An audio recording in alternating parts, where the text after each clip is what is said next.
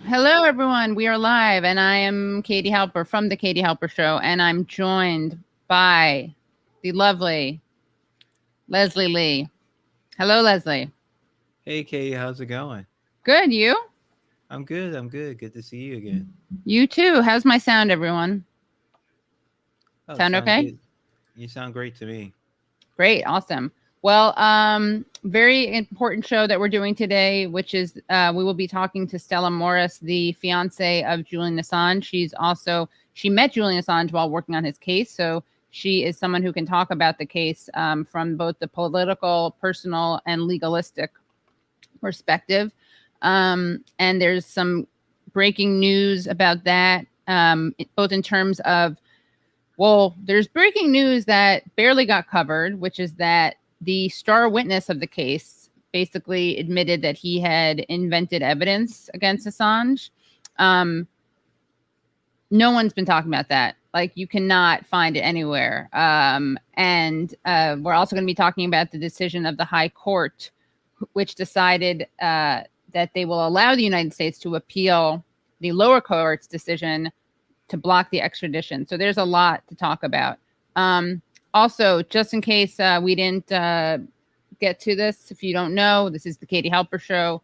You can also support the show on Patreon at patreon.com/the Katie Halper Show. Again, that's patreon.com/the Katie Halper Show. Make sure you like this stream. Make sure you share this stream right now, because we always want you to share the stream, but this one's a really important one, really important breaking news stuff that's happening. And not just breaking news, like life or death news. And you can also subscribe. To subscribe, you just hit subscribe and then you press the bell. And what else? Yeah, we give you bonus content at patreon.com/the Katie Halper Show. And you can also just support the show for, just $1 a month. We just got a bunch of you viewers. Oh, and we're almost at 50K subscribers. So it's my birthday on Sunday, guys. I don't know if I should even say this, but what about if for my birthday, I got those remaining subscribers and hit 50K? Guys, this would be an amazing gift to me. And I think you can do it. I think you can. I'm not sure how close we are, but K to 50K for her birthday. yes, KT to 50K. We can do it, guys. We can do it. Yeah, I'm turning 30, basically. Kind of, in a way. So everyone tweet this out, share on Facebook, share on Instagram, use the hashtag #FreeAssange. Definitely, I will, let's see. I'm going to make sure that some people follow some other people.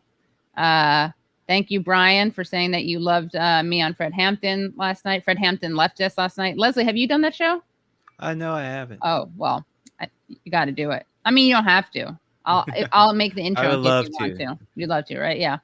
I want pizza. Someone wrote, I was told there will be pizza. Thank you, Catherine, for the birthday wishes. Yeah, thank you. One Catherine to another Catherine. Oh, hey, Fantas Fonto. I see you. All right, Yes. I'll check my DMs. Thank you. Thank you I so love much. how after you subscribe to someone's Patreon, they still hit you with an ad to their show. What does that mean?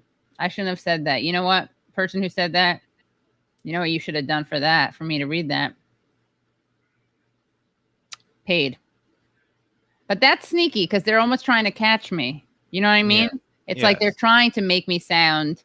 That's good. That was a good. What do you call that? Jiu-jitsu move? Judo, I think usually. Judo. What's judo is the one where you're misdirecting is usually okay. metaphor. You use judo as the metaphor. Yeah, exactly. Yeah. I don't know what jujitsu is a metaphor for. What is it? Jiu-jitsu? Me neither. I'm gonna make jujitsu is a martial arts, but people just don't use the term that way. Will you say something, Leslie, so I can make sure to add you as a mod? Oh, I think I was a mod. Do you have to add me? Are you once you're mod, always a mod? Once I've added you? I think so. I think yes. Got it. Okay. And if anyone wants to send us anything to hate watch, we always love doing that. It's so much more fun than.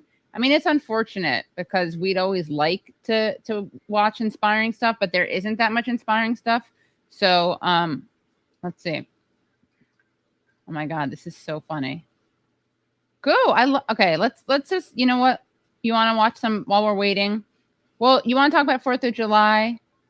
You want to talk about how many of you out there watch the show? I never remember it. Mayor of Easttown. Mayor of Easttown. How many of you watched the show Mayor of Easttown? It was on HBO finale a few weeks ago. I had kept up with it week to week. Kelly and I were watching it week to week, and Katie, I told you about it because that's a show where I think we can overlap because our interests totally, our interests overlap. It's my true crime murder mystery, your slow burn drama, prestige, big time actress in it. I think it was a match. It was a show made for us. It was a show made for us, Leslie. There's a place for us. Yeah. I really liked it. And Stella has not come on yet. She's coming on now. And also, you see someone wrote too poor, don't have HBO. It's a luxury. How can we, if there's a way we can help people with that, we couldn't say it. So you're not too poor. You're not resourceful enough. We're not resource shaming, not resourceful as in you don't have the resources, and we're not resource shaming anyone. Yeah, if you can watch this show, you can watch Mayor Easttown. You just gotta find the right places. We should do a training, but first we'd have to somehow teach people a hidden language. I actually did do a training episode on patreon.com/struggle session. Now you do have to pay to hear that. Sadly, that is brilliant. We do give the show away for free if you can't afford it. But yes, you do need training. I think I'm going to do that. Can I do that too? Can I have you guys on my show to explain it, or is that?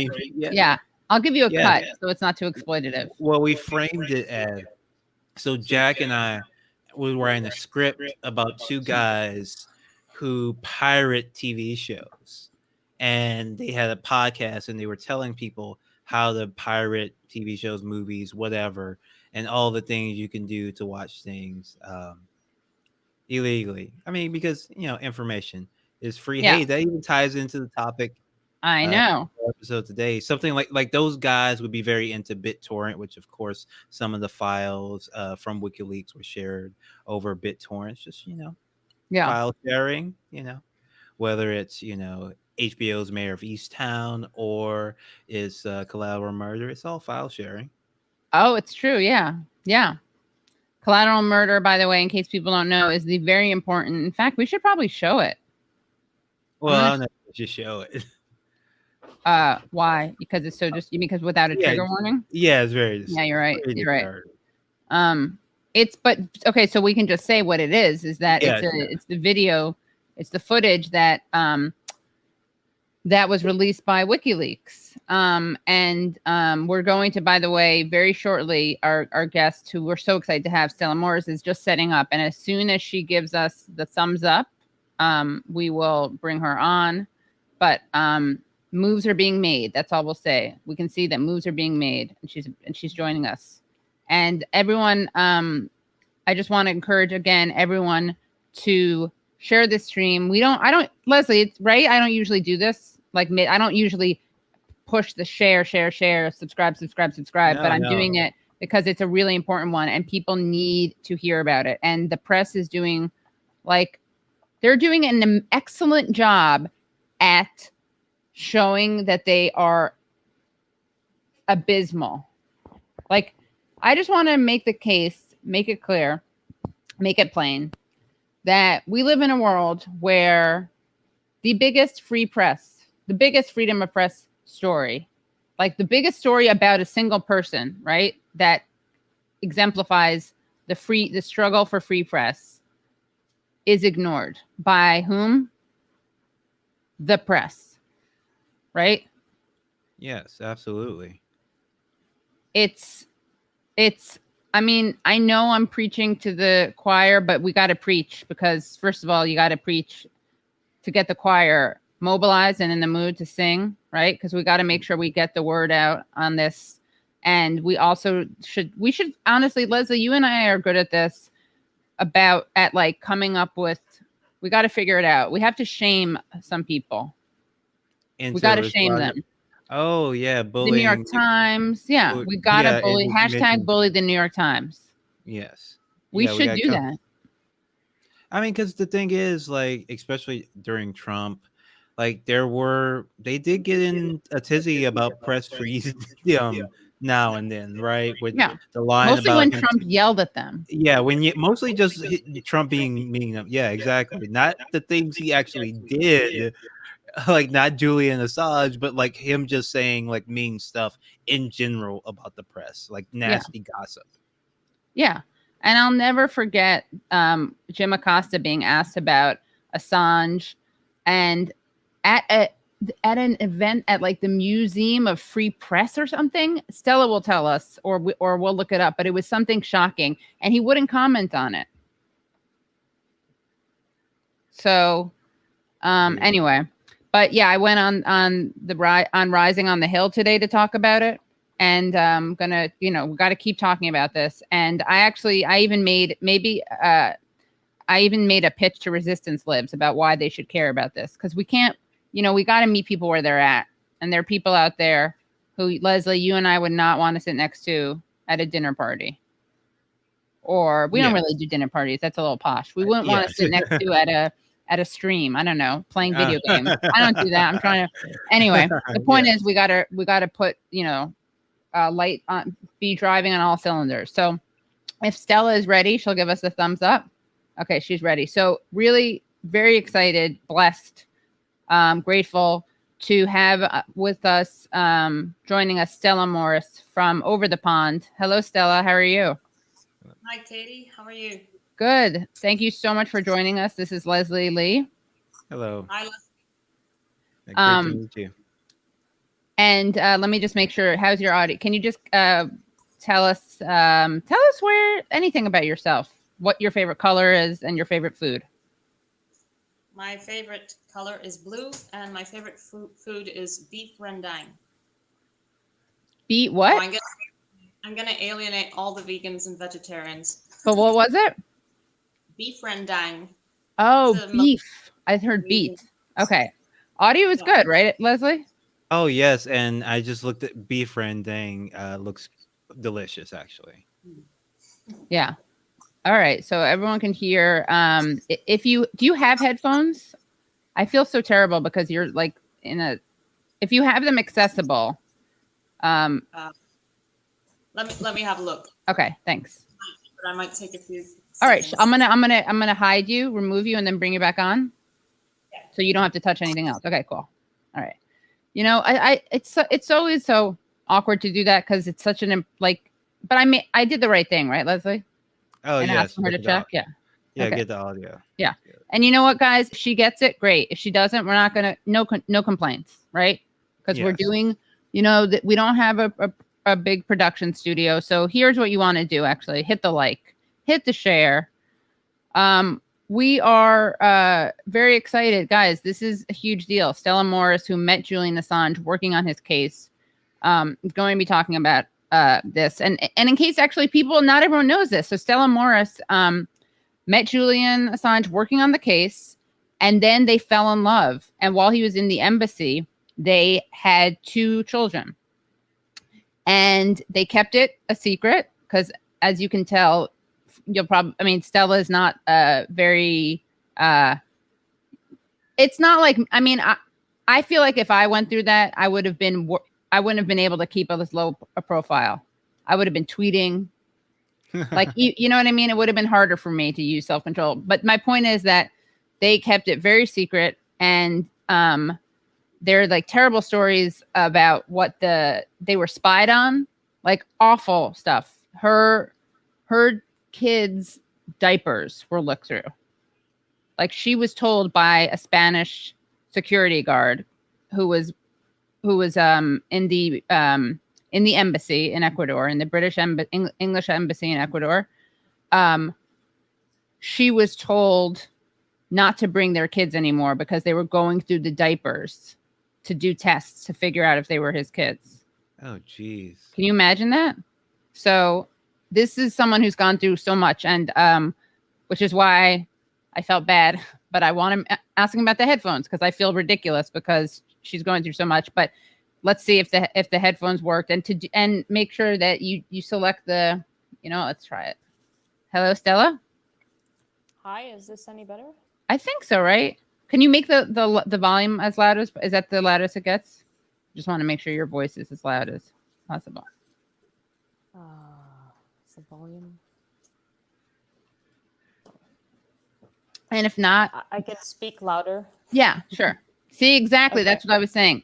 Unlike Katie Halper, Stella, just like you're probably more discreet online, you also don't have as loud of a voice.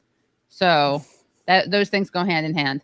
And Stella, I'm going to just put in what would you like what's the website or the handle or whatever that's important for people to know about, because I'm going to put it next to your name. It's Stella Moris with one R, numeral 1. That's your Twitter? Yeah. Okay. Twitter. And sorry, I misspelled. I think I did one S and not, okay, numeral 1. Okay, great. And what about the hashtag? Is it don't Sorry, Stella with two L's. With 2 L's. Ugh, see, I overcompensated because there's 1 R. Okay. And then is there a hashtag? I'll just write free Assange now. You know what? I'm gonna write Assange for people who are just tuning in. I'm gonna write Assange's fiance. Oops. Okay.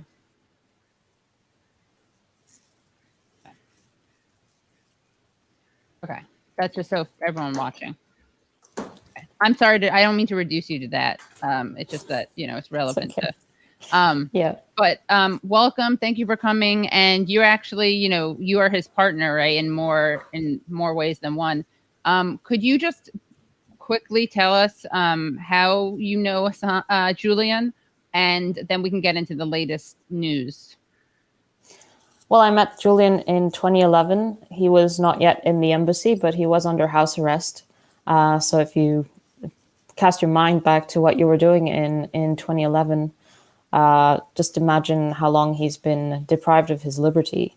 I joined the legal team to work on his legal case, and then eventually in 2015 we got together and we had a baby in 2017, and our youngest was born in 2019, just a few weeks before he was expelled from the embassy. So our youngest he's only ever met inside Belmarsh prison. The last time I saw Julian was yesterday morning, but I hadn't seen him for 8 months between October and, about 3 weeks ago when the prison reopened to visits for family, just very close family. So he hadn't seen the kids for 8 months. I had seen him in January in January in court. But apart from that, we hadn't seen each other. So he won his case in January, and he's being kept on remand in a high security prison in London, where he's been for the past 2.5 years almost, just solely on the grounds that the US wants to extradite him to basically be prosecuted for journalism, and he faces 175 years in the United States. And 2 things happened recently, right? One thing this week, which was the High Court's decision to I guess overturn the lower court's decision to block you'll explain it. But just as a contrast, and then I'll hand it back to you. So ignore what I just said, guys, but there's something that just happened in England. And on a related note, we now know from an Icelandic journalist, right, that one of the main, the star witness against Julian was not telling the truth. So those 2 things going hand in hand, that order in itself is disturbing, right? So a major revelation about how weak the case is against him is followed by a decision to allow the United States to appeal the decision against extraditing him. But I will let you, because you are the actual jurist, explain that in more accurate ways. Well, the Julian won in January, as I said, and the U.S. appealed, made an application to appeal the decision 2 days before the Trump administration left office. So this is really Trump who locked in the appeal. That being said, the DOJ and the Biden administration could just abandon it at any time. They have no, they have no obligation to pursue it. So it's a policy decision to continue pursuing this case. And it took the High Court 6 months and 1 day to deliver its decision that it will allow permission for the US to appeal. So it doesn't mean that the appeal has been granted. It just means that there will be a hearing where the US will be able to present its arguments. And what the US has done after losing the case, at the umpteenth hour, it now says that it has delivered something that are called assurances, but you shouldn't be misguided by the name, or undertakings. And what the undertakings say essentially are that the most extreme form of prison conditions that could be possible that were discussed during the hearings last year won't be imposed by the US, except if they change their mind once he's in US custody. So it's completely absurd. They're not worth the paper they're written on. I've been tweeting about it a little bit during the without wanting to go into too much legal detail. There's something called SAMS, which is essentially torture. It's burying you alive. You are completely isolated from speaking to family and friends. The lawyers can be placed under a gag, not able to even speak to the press or the public about your conditions. It's basically there for defendants in national security cases where they can invoke the national security reasoning in order to completely disappear you from the world. And so this SAMS condition is determined by the head of the intelligence agencies because it pertains to national security. And so it would be ultimately up to the head of the CIA, head of the NSA, etc., to determine whether Julian should be held in SAMS. So, after everything we've been through, while we were in the embassy, Julian was not only being spied on, passively, he was being actively spied on. His lawyers were being actively targeted. Our child was being actively targeted. And when I say that, it's microphones were being placed in fire extinguishers in the meeting rooms. When we were having legal meetings, there are emails with instructions to target lawyers.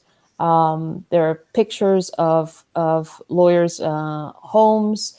They were being followed. And there were even plots to kidnap and kill Julian inside the embassy.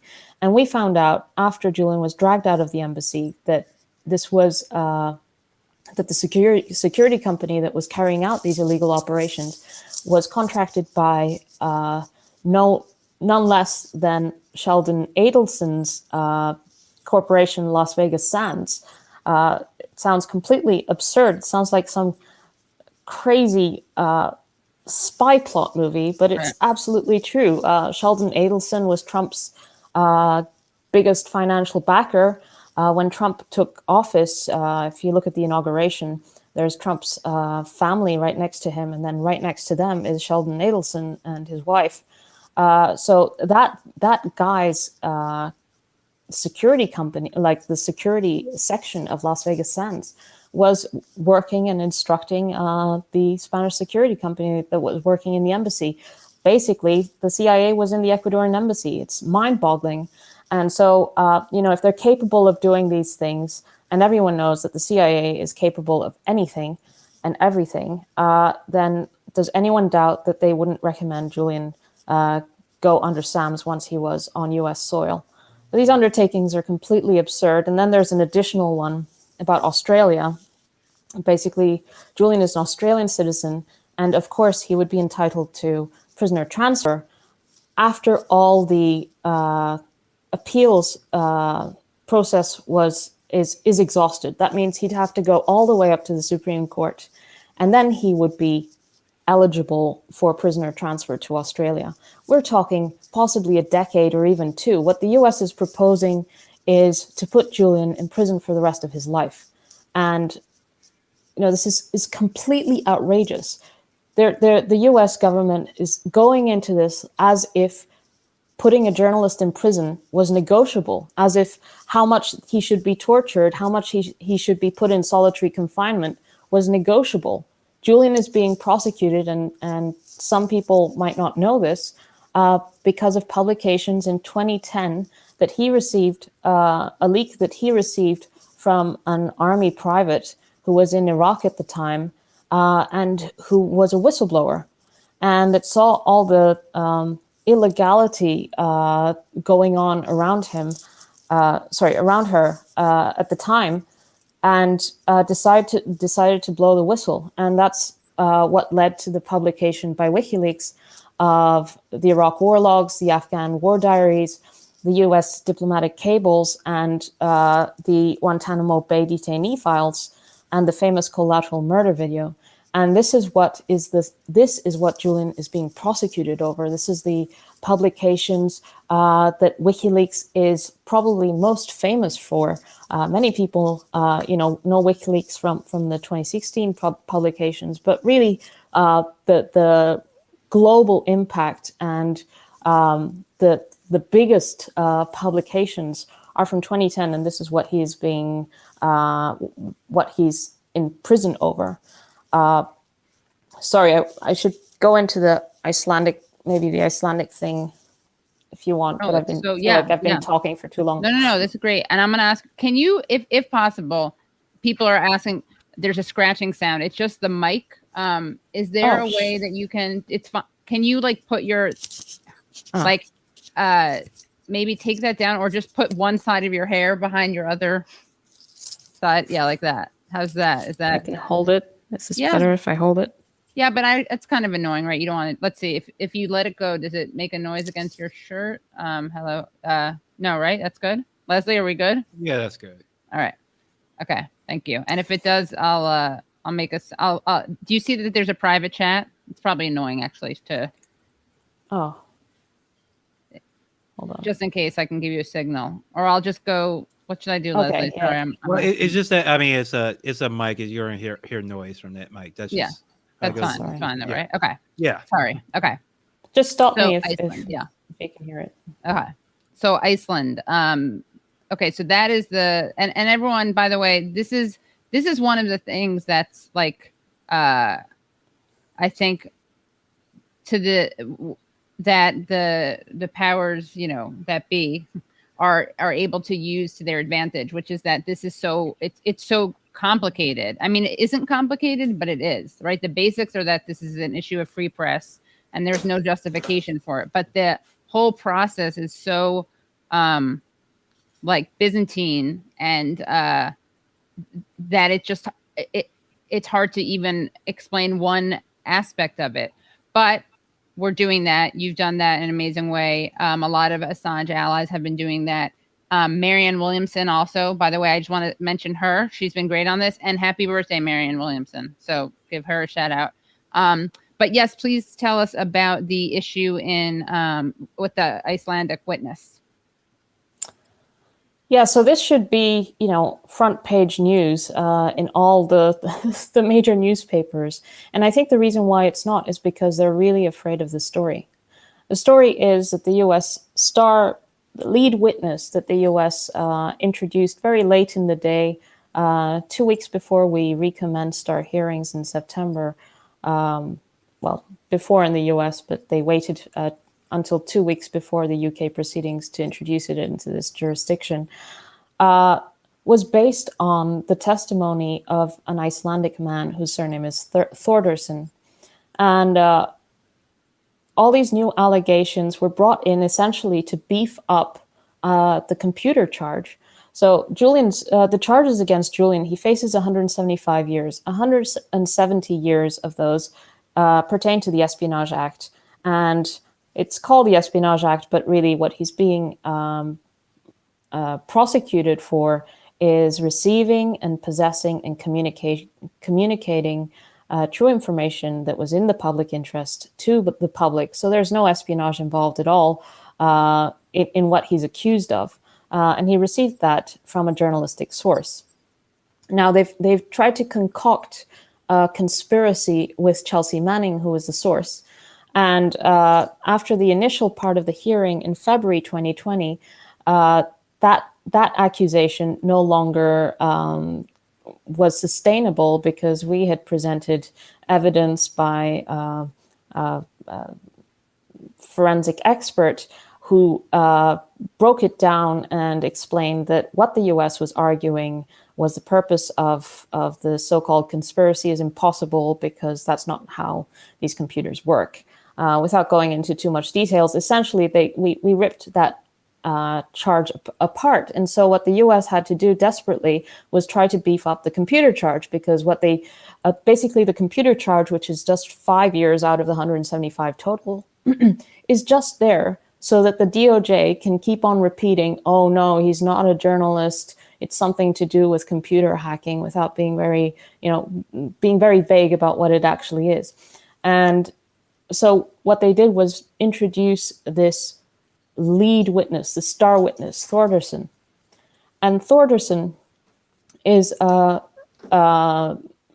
man who was a volunteer in 2011, I think, briefly. And he is a diagnosed sociopath and convicted embezzler, fraudster. And he's also been convicted of sex crimes in relation to minors. And this man is, you can just imagine how desperate the US prosecution has to be in order to go to this guy to testify against Julian. Obviously a very vulnerable person, and one that has absolutely no credibility. And so what's the newest development is that an investigative outlet in Iceland, a very reputable one, which has won numerous journalistic prizes, has this enormous scoop where the lead witness for the DOJ admits that he lied to US prosecutors, and those lies are the basis of the second superseding indictment, which is the indictment that Julian is in prison over. So basically, it's lies that are keeping Julian in prison, and it's not just that he lied to prosecutors; it's that those lies, are all over the indictment, and the UK judge deemed them so relevant that she also included them in the judgment. So essentially, the DOJ has misled the UK court. And now there are admitted lies where the witness has recanted in both the indictment and the judgment. So this is a huge story. Basically, the story is the US case is falling apart before our eyes. There is no legal basis for keeping Julian in prison. There is no legal case against him. They've had to lie and had to use a sociopath who's now admitted that he was lying in order to keep him in prison. And this is ultimately what they're trying to do. They're trying to keep Julian in prison for the longest time possible. Julian isn't serving a sentence. He's in prison. He's been there for almost 2.5 years. This is basically punishment through process, and they keep on just prolonging it. And it's been, he hasn't been a free man since 2010. And that's when these Manning publications were published. Yeah. It's what you said, that you think that they're afraid, and that's why they haven't spoken out. The New York Times, the media. Can you talk more about that? Why that is? Well, I don't know for sure what's going on in their minds. I suspect that their sources in the government, in the DOJ, are telling them, do not report this, do not mention this. And that's because the sources in the government is terrified of this becoming known, of it becoming, the public finding out that the U.S. Case against Julian Assange is basically bogus, and that their lead witness has turned out to be a liar, and not just a liar, but a liar for everyone to see. I think that's what's going on, but I don't think it's sustainable over time, because it's such a big story. It's so important and newsworthy, and just shows how rotten this case is to the core, that over time it's unsurmountable. And did you so just to, and I'm putting in a link to this website right here, right? And it is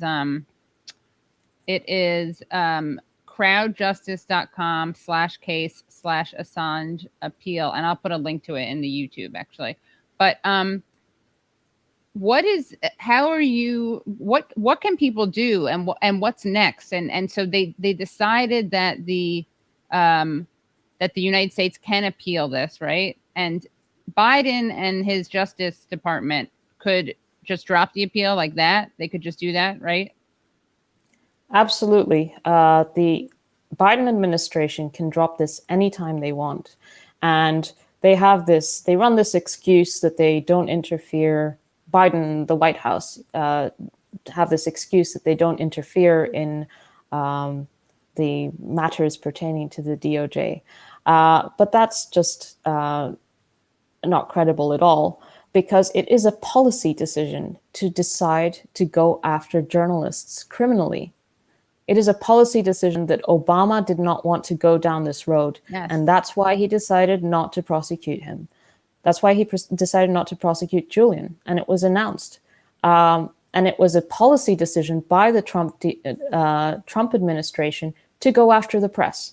And Julian's prosecution is just one aspect of how the Trump administration went after the press. Basically, the background of how this case came to be is that as soon as Trump got into office, WikiLeaks published two major leaks. One was the CIA's meddling in the French elections of 2012. And the second one is Vault 7, the biggest leak in CIA history.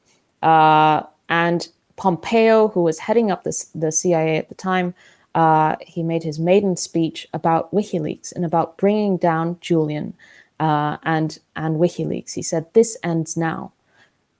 Isn't that extraordinary that the head of the CIA decided to single out a publisher as its biggest enemy in his maiden speech? I mean, surely the US has bigger concerns than a journalistic outlet.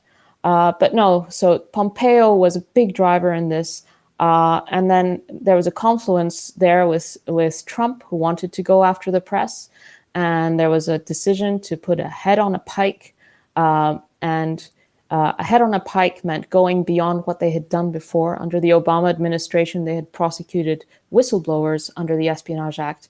But now, under the Trump administration, they took it one step further. And that step further is what opens up the precedent for the rest of journalists to be prosecuted, because it's the first time with Julian's case that they have indicted a publisher, a journalist, a publisher, under the Espionage Act for the act of publishing, for receiving, possessing, and communicating information to the public. And so this is where the case comes from, the Trump administration's decision to go after the press. And so it's the Biden administration's policy decision to continue that. And so all this debate about whether the DOJ under Barr authorizing the seizure of journalists' communications in relation to leak investigations, legally speaking, that is just, it's nothing compared to what the significance of the case against Julian is in terms of the First Amendment and press freedom.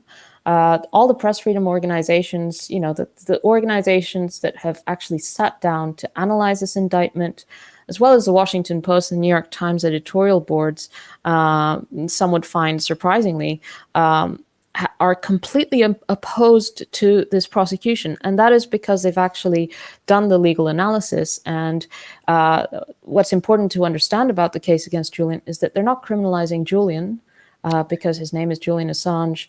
They're criminalizing journalism because you don't indict the person or the character. You're indicting the actions, and the actions, the activity is what then sets the precedent for future activity, legally speaking. And so they're criminalizing journalism, and many people don't get that, and why it's so significant. Why this case is so significant, and why it's so important to drop for the Biden administration to drop this prosecution.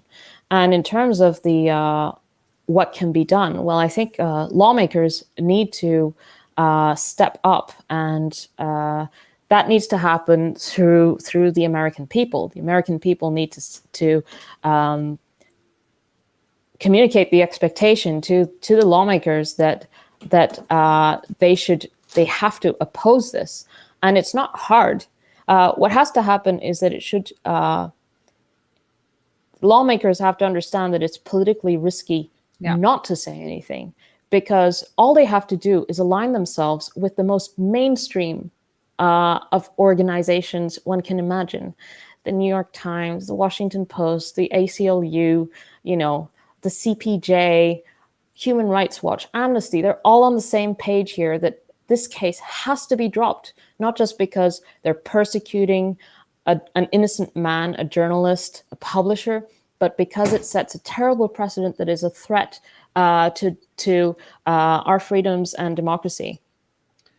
Yeah, I mean, it seems like, are there any powerful people, any lawmakers, any elected officials who are actually talking about this?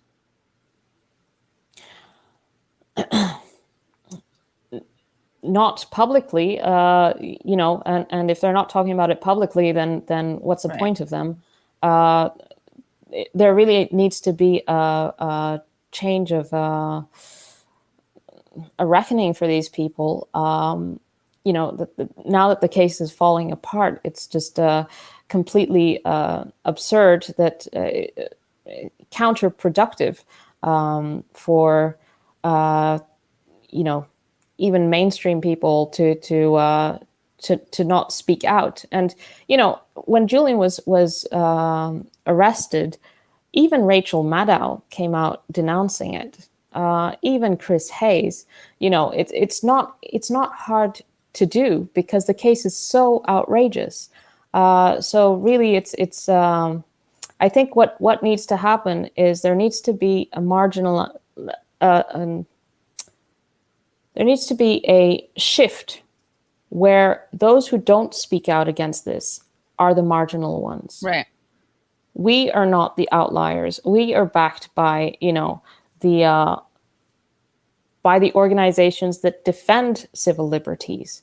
It's the other ones. It's the ones who are not speaking out for civil liberties, and they have to be put on the spot for that. Yes. Put them on blast. So tell us who we should go after. I mean, I'm looking at have Rachel Maddow or Chris Hayes covered the latest? Because this is huge. The witness thing, and of course what just happened yesterday. I guess, to be fair, we'll see if they do it tonight. But as you're saying, I mean, this is, I think that something really important for people to realize is that there are a lot of people with Trump derangement syndrome out there, and I just want to tell these people that Julian Assange is not being prosecuted for anything related to 2016, right? Nothing related to the election. So first of all, even if you thought he was responsible for that, that doesn't give you the right to lock someone up. Second of all, he's not responsible for Trump's election, but even if he were, but I guess I'm saying that because I know that there's some people who are just irrational, have visceral hatred, people who I usually respect and who are usually capable. This used to be standard issue liberal stuff, right? I may not agree with you, but I'll fight to the death for your right to say it. What do you think? I mean, yeah, and Leslie and I, we're going to go after whomever you tell us to. Who do we have to expose? Well, I think really the progressive wing of the Democrats really needs to step up on this issue. If they don't stand for for the First Amendment, for press freedom, for the exposure of war crimes, for the exposure of illegal wars in the Middle East, then they're fakes, basically. In relation to, just briefly in relation to 2016, I think people just aren't armed with the right arguments because they might not know that there was a court decision in 2019 by the Southern District of New York, Judge Kotel, who affirmed that WikiLeaks has the fullest protection of the First Amendment in relation to the 2016 publications. And not just that, but those publications were of the highest public interest. And also that the editor of the New York Times, Dean Baquet, did an interview with the BBC, I think back in 2017 or so, where he said that he would also have published the 2016 material. So, it's just something that people who don't want to support Julian just fall back on. There isn't much reasoning to it. It's a way to avoid the issue of press freedom and defending the public's right to know. But I think that defending the public's right to know is actually something that people can rally around, and rather than look backwards, we should look at what the U.S. government is trying to do here and the precedent it is trying to set, and that is to reduce our ability to hold government to account and to publish freely. And that's not so difficult. And when you put it that way, it's really a no-brainer. Yeah, I think that I get. What do you have to say? And I feel kind of gross even asking this, but I think that there are people whose brains like don't work, and if you say to them, "This is a question of free press," they'll be like, "I don't care." Help enabling Trump, which is the narrative, right? I'm just saying this on a strategic level, right? This is obviously, everyone watching the stream knows that this is a disgusting thing to believe in, but there are people who are like, I don't care what the rules are. I don't care what the law says. This guy gave the election to Trump. What's your response to that, besides that they're actually being Trumpian in their disregard for rule of law, et cetera? But yeah. Well, I mean, those people probably don't know that WikiLeaks published the biggest major leaks under Trump. As soon as Trump was elected, WikiLeaks was trying to obtain his tax records. And you just have to go to WikiLeaks Twitter account to see how WikiLeaks was, was critical of Trump from day one, and in fact, even before that, and even before the election. But there has been a kind of an it's part of the Hillary campaign's attempt to draw attention away from her failure to get Democratic votes. And as everyone probably remembers, I mean, early on in the contest, Bernie Sanders was polling better against Trump than Hillary Clinton. So, they rigged the primaries and chose the less competitive candidate. And this is part of the attacks on Julian are basically part of the Hillary campaign's deflection from their inability to win over votes. Yeah, it's and like you said, yeah, there's a tweet where he's like, they're calling out Trump. They say he's draining the swamp, right? I just saw one of these. I was asking Kevin Gostola actually to send me examples, because I was trying to compile that, because there are people from there are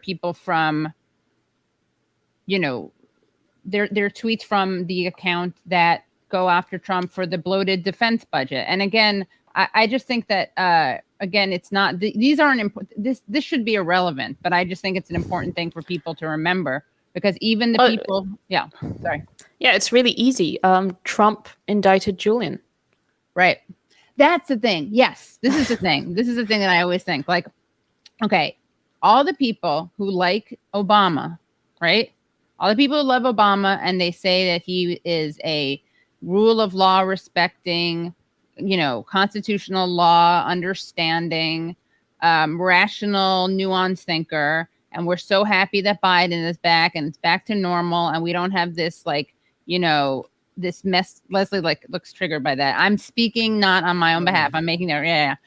And everyone who says that Trump is like, was this, now that Trump's gone, we are now the leaders of the free world again.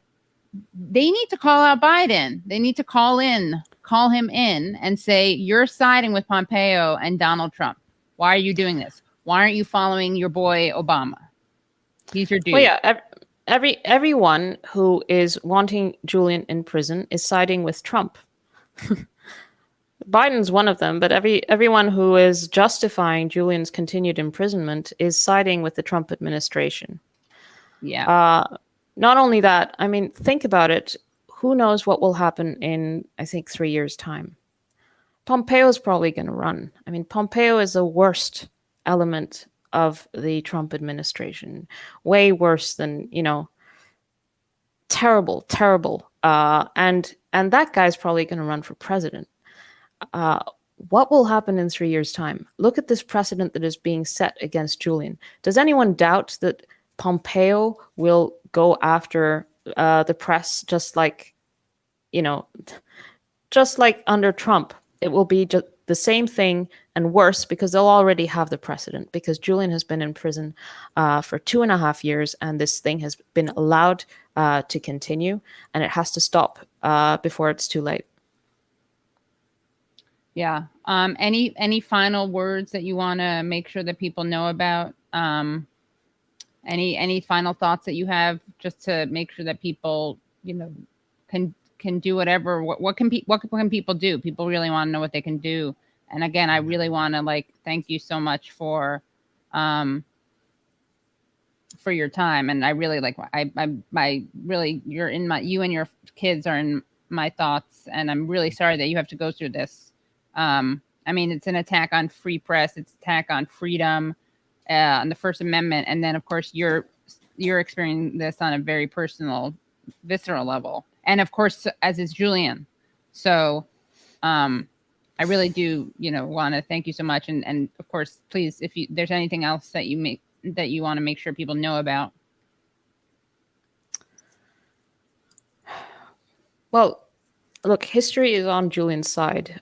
This is a classical political persecution. This is what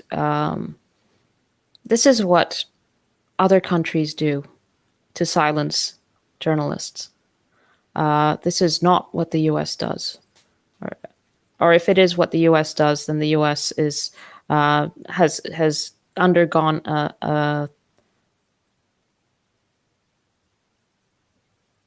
very serious transition into something else. You can't have it. A superpower with a free press is completely different to a superpower that doesn't have a free press. And this is basically what is happening. I have no doubt that in a few years' time, this case will be properly understood for the travesty that it is. It will be a reference for future generations. It is the free press case of this century. It has the capacity of basically reversing or completely nullifying the New York Times Pentagon Papers case. Because if there's no prior restraint, then who cares if after publication they can put you in prison for the rest of your life, right? Right. The effects of the prosecution of Julian are so severe that they're already stifling press freedom, and we know that because the New York Times and the Washington Post editorial boards, when they come out to denounce this, it's not because It's not because they feel sympathetic to Julian. It's probably, it's certainly because they're receiving leaks. They're receiving material that they're not publishing because their lawyers are telling them, look at the Assange case. You can't do this anymore. It's illegal. They will put you in prison. They will go after you. That is happening in real time. It's not some future threat. It's already happening right now. And the rest of the world is looking at what's happening to Julian. And I can tell you, the rest of the world views Julian as a hero. We have 95 parliamentarians in Greece who just wrote a letter to Biden to drop this case. Parliamentarians from all political parties in the UK, in Germany, in Australia. Even the deputy prime minister in Australia is appealing to Biden to drop this thing. And it's not just the allies. The Chinese government is calling out, the US in relation to Julian, not because they have a great democratic record, but because they want to say, hey, you can't say anything when we put our dissidents in prison. Look what you're doing to Assange. And it's not just China, it's Azerbaijan, it's even Belarus is using Julian's case as we have a free pass. And it's leading to a global race to the bottom for press freedom. And the US has historically been the country in the world that has been leading on press freedom. Your First Amendment is precious. No country in the world has a protection of press freedom and free speech like the US has. And that is essential to your political culture.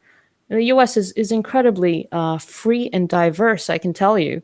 But that will go away if the First Amendment is allowed to be undermined in the way it is. And Julian's case is basically going to break it. Yeah. Well, and how old are your children now? And how are they? How are they dealing with it? How do they understand what's happening? Well, the youngest is still young. He's 2.5. The eldest is already 4, and he's starting to understand what's going on here. I always try to protect them, and when we go and see Julian, I try to make it as it's a nice experience, even though the prison is horrible and they have to go, past the razor wire and be searched and patted down, and their mouths looked into, and they check behind their ears. It's very invasive, and it's nasty. The little one just cries as soon as we step into the prison building because it's a nasty, horrible environment, and he says it's scary. And our eldest is asking questions. Why is he there? When is he coming home? I tell him that's not. He says, "Are we going to see Daddy in Daddy's house?" And I tell him, "Well, that's not Daddy's house.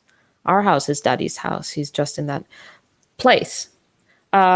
But at the same time, I'm also telling them that their daddy has millions of people around the world, good people who are fighting for him, to come home. And I think, I don't want. I'm very worried about them understanding that essentially that the authorities are abusing their father and harming us as a family. It's a very nasty concept. But there's also, I think it's important that they understand from an early age about that there are so many people who are fighting for Julian, including you guys. So I'm very thankful for having me on. Thank you. Yeah, thank you so much. And they're really cute. I'll show a photo of them. They look. One of them really looks a lot like. I'm sorry to say, because the mom is the one who does most of the labor, but really like Julian. I don't remember which. Yeah. I'm trying to get Gabriel, the oldest, Yeah. the eldest. Yeah. Yeah.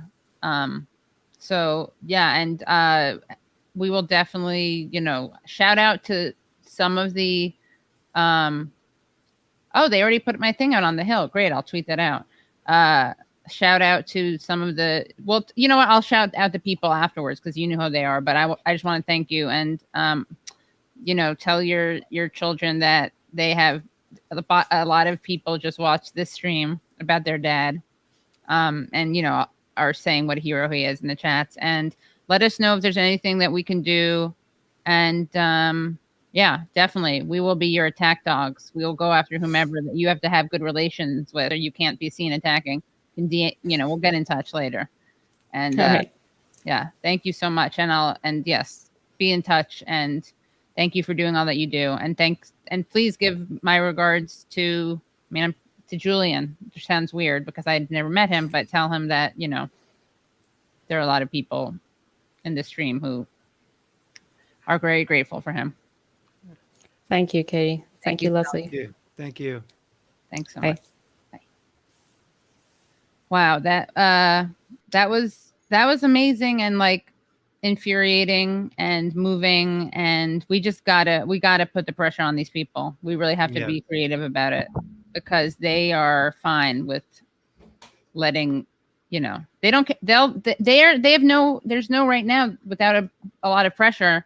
And we've seen this, this is the Russiagate stuff too. It's like people are afraid of being like tainted. They see things and what are you going to be tainted by? A free press case? And the more people view it as something that's like to be avoided, it's cowardly, guys. Yeah. So that's why we're coming out there. There's really nothing controversial. And I saw people in the chat, some were upset about my questioning, like how to pitch this to a resistance lib. But I like all of us know that this is a ridiculous thing. The idea that you have to have not emboldened Trump, like we all know that. I would be fighting for Assange no matter what. But I'm honestly asking that question because I want to be able to clip this up for people, and I want to reach people who don't agree with us. And I think that that's an important, like not everyone has to do that. It doesn't have to appeal to everyone.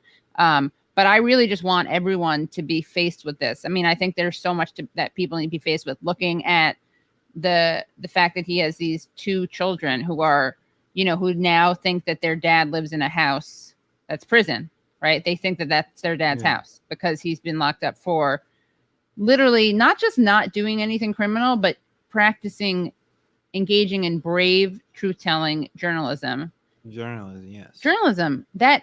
And you know what? It's like it's called the New York Times problem. That's what they call it, right? The New York Times problem, which is that if what Julian Assange did is so criminal, that really sucks because that means that what the New York Times did is criminal too, because they publish the same things. Look, I'm willing to trade almost any 10 current New York journalists for one Julian Assange. If the government has to put some journalists in prison, we'll pick them. Let's pick the one that they're going to put in jail. Yeah, we should be doing that. You know what? Why don't we do that? We should put together a list. We're calling for the arrest. I mean, we don't want to do this. Here's the thing. Unlike the people we're about to announce, we're going to have the playoffs, the sweepstakes. We're going to have a list. Which journalists to lock up. And the reason we're saying that is unlike the journalists, we're going to name some journalists to lock up. And these journalists are going to be the journalists who have either condemned Assange or very obviously stayed out of it. Now, here's the thing. I don't believe that journalists should be locked up. Sadly, other people do. And so we want them to put their money where their mouths are, right? They have two options. We're going to put together a list, and either they turn themselves in or they say free Assange. Or they'll just go down in history. Honestly, who have been the worst journalists on this? And obviously, like Hillary Clinton. Here's the problem. The funniest way to do it would be to actually look up things that they had written that would actually get them arrested under the same law as Julian Assange. But none of them actually are like real journalists. Oh, like, right. Exactly. Right. That's the nothing problem. to actually You're convict like, I know what we'll do. We'll find where they publish some very important information that made the powers that be upset and revealed human rights violations. Like, oh no, wait, they don't do that. Yeah, they'll do that. They publish like lies. We could find some that publish lies that got us in the war, probably. Oh, Matt Iglesias. Matt Iglesias is a pretty good one. Oh, because he's got the really good one about the fires, about the Right. safety violations, and Yeah, that's a pretty good example. factories. Like if you were going to put a journalist in prison, it would probably be the guy who wrote the article titled "Different countries have different safety standards, and that's okay." And the image is literally 20 dead bodies in India. Right. Yeah, that's yeah. like something that journalists should slap the cuffs on that one. Slap the cuffs on that guy. If you must. If you must. I mean, I did go to school with Matt, so I feel like there's a conflict of interest. I'm gonna have to. I can't be here when you arrive with the cuffs. I can't be there, Leslie. Oh, I can't be around. I'm not gonna stop it. I just can't. It would be awkward. It'd be like, remember Mr. Glassman's Russian fiction class? That's what you can say. But I think we should do this. Like, who is not talking about this? Who needs to talk about it? Talk or go to jail. That's what we should do. We should just have all the people who have written about WikiLeaks. That's what we do, Leslie. We got it. We call on the New York Times and the Guardian and whatever place that published WikiLeaks. They need to fire and hand over their journalists, unless those journalists say free Assange. Say free Assange. Say it. Yeah. We will be compared to the Black Lives Matter thugs who make people go around and say Black Lives Matter. I love that. I would love that. So that's another. I would love to be compared to that. Yes, I like that. I mean, Jim Acosta, lock him up. How about all the journalists who cried? How about, you know what, Jake Tapper and Don Lemon? Remember, they were like, oh, it's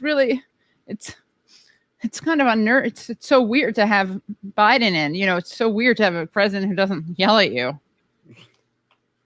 They were so moved by that. Yeah. I don't know. I mean, guys, this is really effed up. And it's so pathetic because basically, and Merrick Garland, where the hell are you? Get out there. Tell Biden that he's embarrassing you. This is not a good look. You're all a bunch of Trumpians. You're all Trumpian now. It's like we hate Assange because he helped Trump, who indicted him, and that's why Biden should continue this absolutely bizarre case. Absolutely awful. And we didn't even. I mean, this case he's been in jail more or less for like 10 years, 12 years, and without conviction. And one thing that I wanted to talk about was that like the UK government spent millions of dollars every year just watching the embassy to make sure he didn't leave. Yeah. They don't ever want to let him out. They have spent millions of dollars going after him. Literally the UK government and the US government, I guess the Australian government too. Like they've had people working around the clock for 12 years to keep him in jail. That's several people every single day to keep him there. And Julian has to pay all the bills himself. Yeah, you know what? I retweeted something and then I deleted it. I retweeted something that it was a good tweet. It was from, you know what? Let me show it. It was from Medusa. I think it was from Medusa 896. Yeah, it was. You know what I'm going to do? I'm going to show this tweet. And I retweeted it and I'm going to I unretweeted it because I said to myself, look, we need an inside-outside strategy, right? And I have some of these people on my show.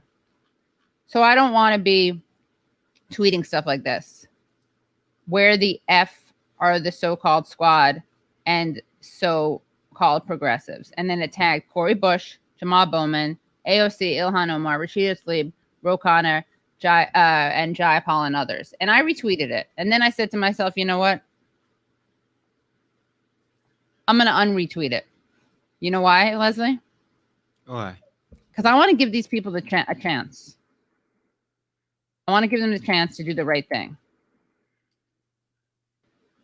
And then if they don't, I'm not going to be able to. I'll just say if they don't, I'm not going to be able to use the self-restraint that I'm showing right now. Self-restraint. You're holding back. I'm holding back my retweet. Holding back the retweet. Yes. I'm holding back the retweet because I don't want to curse at them. But I'm not criticizing Medusa. I think that's a great tweet. But guys, come on. It's a fair question. Come out in mass. Like everyone get in the meeting so that they can't. And you know what you got to do? This is what get Justin Amash with you. Like this is something that some crazy right wingers would do also. I need everyone to come together, write a letter. Guys, this is a great way to own Biden. Okay, I know they've had a chance. I'm just trying to pitch them. Okay. Yes. Oh no, I'm fine. Oh no, I'm not talking to you. I'm talking about someone in the thing. But guys, everyone should come together and own Biden. I'm talking about you on the right, and I'm talking about you on the left. But they won't do that. They're afraid of him, right? Yeah, it is weird that the right could have picked this up because they pretended to like Assange for a little bit. Yeah. Like is that the best hope just to remind the right wingers that actually? I think so. I mean, fine. We're gonna seed it. We're gonna seed. Libs. You want to seed this stuff to the right? Fine. Look like a bunch of idiots. The right is gonna be able to pretend that they're the free speech party. I guess so. Yes, that's a good point. You know, I hate this thing. Someone wrote. I don't hate the fact that Tucker Carlson supports Assange does not mean Tucker Carlson is a good person. It is a reminder of how pathetic it is that Tucker Carlson is better on this issue than anyone who actually believes in freedom claims to believe in freedom. Yeah, like mentioning Rachel Maddow and Chris Hayes, people I hadn't thought about it in a while. Just like they hated Bush. This all started with exposing things that Bush did. That's what all the right wing, all the Bushites hated Julian Assange. That's all the Bushites hated WikiLeaks. And then when the leaks came out about the drone program and the domestic surveillance, then all of a sudden now it's a problem for the Democrats and the left, and I guess progressives now too. Well, you know, I think, guys, tell me if you would like this. Would you like to hear about? I got another guest. Okay. Another guest. This show, there's a lot more to talk about. But I got another guest who we can bring in. I want to make sure. I'm pretty sure we can though. Because this show, we are committed to exposing the type of stuff. I'm not saying we're not the WikiLeaks of YouTube. I mean, if you want to say we are, I'm not opposed to that. I'm not saying that. I'm saying we are like the little WikiLeaks that could. It's not. You know what? Let me just get in touch with this guest because I don't want to. I'm gonna see if he can come on now. And I'm gonna play a little video in between this and that. Let me just send him the links. 1 second. Yo, Ro Kana, I've always been so respectful of you, and I really respect you. I think you're very brave. You're very principled. Ro, you are a jurist. You're a man of the law. And that's why I know that you're Look, Ro is great. Ro's been saying great things. He went after, there's some stuff on China that he was good on, by which I mean, like, you know, everyone else was, all right, I don't have it prepared. Let me go get the thing. It's a case study QB as usual, has some good clips. But Ro Kana, I know you can do it. I believe in you. So we're going to get our next guest on, and I'm going to introduce him. But while he starts getting on, I'm going to share because we're talking about, I have two people in mind who we can threaten to send to jail. We should use a hashtag jail that journo. What do you think? Well, we might have to workshop that a little bit. All right. Well, what do you guys think? But we can definitely say, speak, you care. Like, Yeah, speak up. What could we? coward. Something you Maybe coward? we don't even have to. Maybe we don't have to threaten them with jail. We just generally Inviting say them. like, invite them like, why don't you say something about Julian Yeah. Assange? Like, you don't have to threaten them. Like, this should be a basic thing for any journalist. to Yeah, speak up. right. Please be principled. What could the good hashtag be? Please tweet. Please speak like a little Bush. Please clap. Please clap for free press. Well, you might not need a hashtag because if you're just going after a one by one, you might not need a hashtag. Focus. Okay. So yeah, if I that's think the thing. our first one maybe should be one of these two. And in fact, the vote people in the thing can the chat. I don't know if can vote. You can give. I don't know how to do that. But here's two candidates. Okay, ready for jail my journalist. Jail that journalist. Jailing with the journos. Just trying to think of a good program name. Okay, ready? You asked him. I thought this was Can you hear? very important question and a great answer from him. This was like after Biden was elected. When you said, is it important that the current president is at your inauguration? And he laughed, and everyone knew what he was thinking. Look at Jake And then he Tapper's went on face. to He's about to give, cry. I thought was a great answer. He said, it's important to the country that the country sees a smooth transition. That is what we need, Jake. Yeah, I mean, there certainly was a lot of the right answers in terms of the Justice Department is not mine; it's the people's Justice Department, and you know, I'm not going to do this, I'm not going to do that, and obviously we'll see. The proof will be in the pudding. But yeah, I mean, it was also. You know, I just have to say, interviewing him, like, it's different. You don't have to really steel yourself for the potential reaction when you bring up uncomfortable subjects, such as when I asked Vice President-elect Harris about something she had said that contradicted President-elect Biden, when I asked President-elect Biden about his brothers and his son. You asked about his family. Was Bo going to be, any of his family members going to be on any boards or any jobs that may be in Hunter. conflict? Yeah, Hunter Biden. You brought Hunter up. And excuse me, Hunter, not Bo, but you brought him up. And there was no cringeworthy moment. He answered it very plainly and distinctly.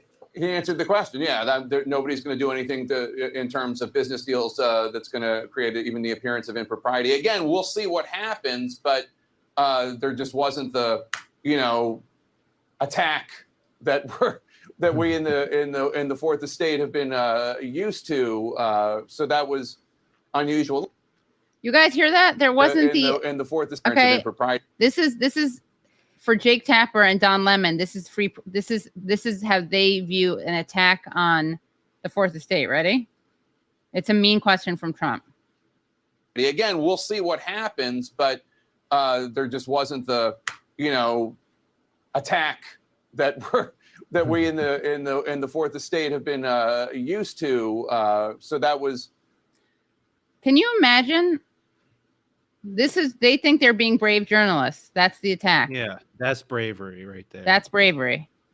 Jake Tapper and Don Lemon, you've both been attacked. We want to. I mean, it really should start with all the CNN people. I really think the TV people are probably the worst because they like even the ones who work for the New York Times, they're even less slimy than all the people on TV who used all the WikiLeaks stuff before and now aren't talking about it now. They're even more accountable. I think actually the TV people are worse. All right, so who would you go? Who should we target first, Don Lemon or Jake Tapper? Why not both? You were the one telling me to focus. You said we don't need a hashtag. You don't need a hashtag because a hashtag is like if you're trying to build. Because I'm making you seem old. I know. you could just directly send them a message like, "Hey, would you like to comment on this?" Got it. All right. Like, like if they follow you, even in like a DM too, because a lot of these people. I mean, I don't think Jake Tapper follows me. Well, I think some of them do. I think some of them might. I mean, I could DM Matt Iglesias. You can't DM Matt Iglesias. Look, all right, maybe I'll do that. We'll figure it out. Maybe our next guest can help us target some people. Yeah, we just gotta name and shame them. I know. So who should we name and shame? Trap them. We gotta trap them. I think Jake Tapper's Rachel Maddow and Chris Hayes actually. Rachel Maddow and Chris. Oh wait, Maddow isn't online. Chris Hayes is number one because Chris Hayes posts. Chris Hayes posts. He tries to talk to people. Chris Hayes, I think, is doable. Chris Hayes. Yeah. Number Did one. Joy-Ann Reid actually say that Muslims live in mud huts? No, she just says that they're. I mean, she just compares Trump to Muslims, I believe was what it was.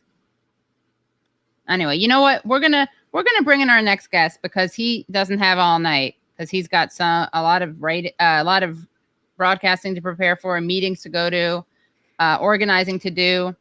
And who am I talking about, Leslie? I'm talking about none other than Eugene Puryear. So welcome, Eugene. Eugene Puryear with Breakthrough News. Wow. Breakthrough News, guys. That's huge. First time you got it right. This is, first swing out of the park. Yes. Thank you. I struggle sometimes. I struggle with the name Breakthrough News. As people who watch the show, loyal listeners know. Leslie and Eugene, I believe you've met each other, right? Yes, online before. Yeah. So, like early on, I just remember. So, Eugene, we love having you on, and we want to have you on particularly because we're doing a listicle that we'd like your help with about which journalists to target. No, I'm just kidding. That too, but because you did go to and report from Haiti, and I think that there's some news from that country. So, can you just give us an update about what is going on there? Yeah. So. Overnight on Wednesday, you're welcome. Overnight on Wednesday, the so-called president, the de facto president, Jovenel Moise, was assassinated in there's still a lot we don't know, but what seems to be more or less, a professional-looking operation, but it wasn't necessarily a professional hit. From what's being circulated online and what we've heard, shot, I think, 12 times, once like point-blank range in the face. So there's sort of a gangland shooting element to it. But it did seem to be a team of well-trained, well-armed, tactical individuals. So that obviously was a major shock for the world. It was, of course, a major shock for the country of Haiti. Now, of course, the so-called president, I call him the so-called president because since February, he has actually been ruling beyond his constitutional mandate. And for a year before that, he'd been ruling by decree. He had dissolved the parliament and the legislature. He had basically at different points dissolved elements of the court system. He actually took the he took the Supreme Court justice and put him in jail when he was like, hey, you can't just violate the Constitution and stay as long as you want to stay. So he said, oh, well, he just mounted a coup and put him in jail. Now, ultimately, he was forced to push back on that, or to change tack on that, I guess is the better way to say it. But it just gives you a sense of the level of just total dictatorial rule that was going on. So Jovenel has also been very embattled, or previously was already very embattled, because there was this very, very large protest movement. It first flared up in 2018, but it became much larger this year in connection with him overstaying his term. It really paralyzed the country. And so the country had really been in a very tense situation where the government had lost a lot of legitimacy. There was a very significant power vacuum. There was a big rise in violence that took place, and kidnapping, which is a form of violence, of course, at the same time. And it was just, it has been very unclear where things were going.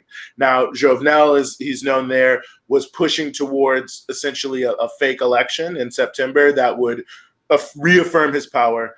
You may or may not be surprised the United States was supporting that election and said it was a great idea.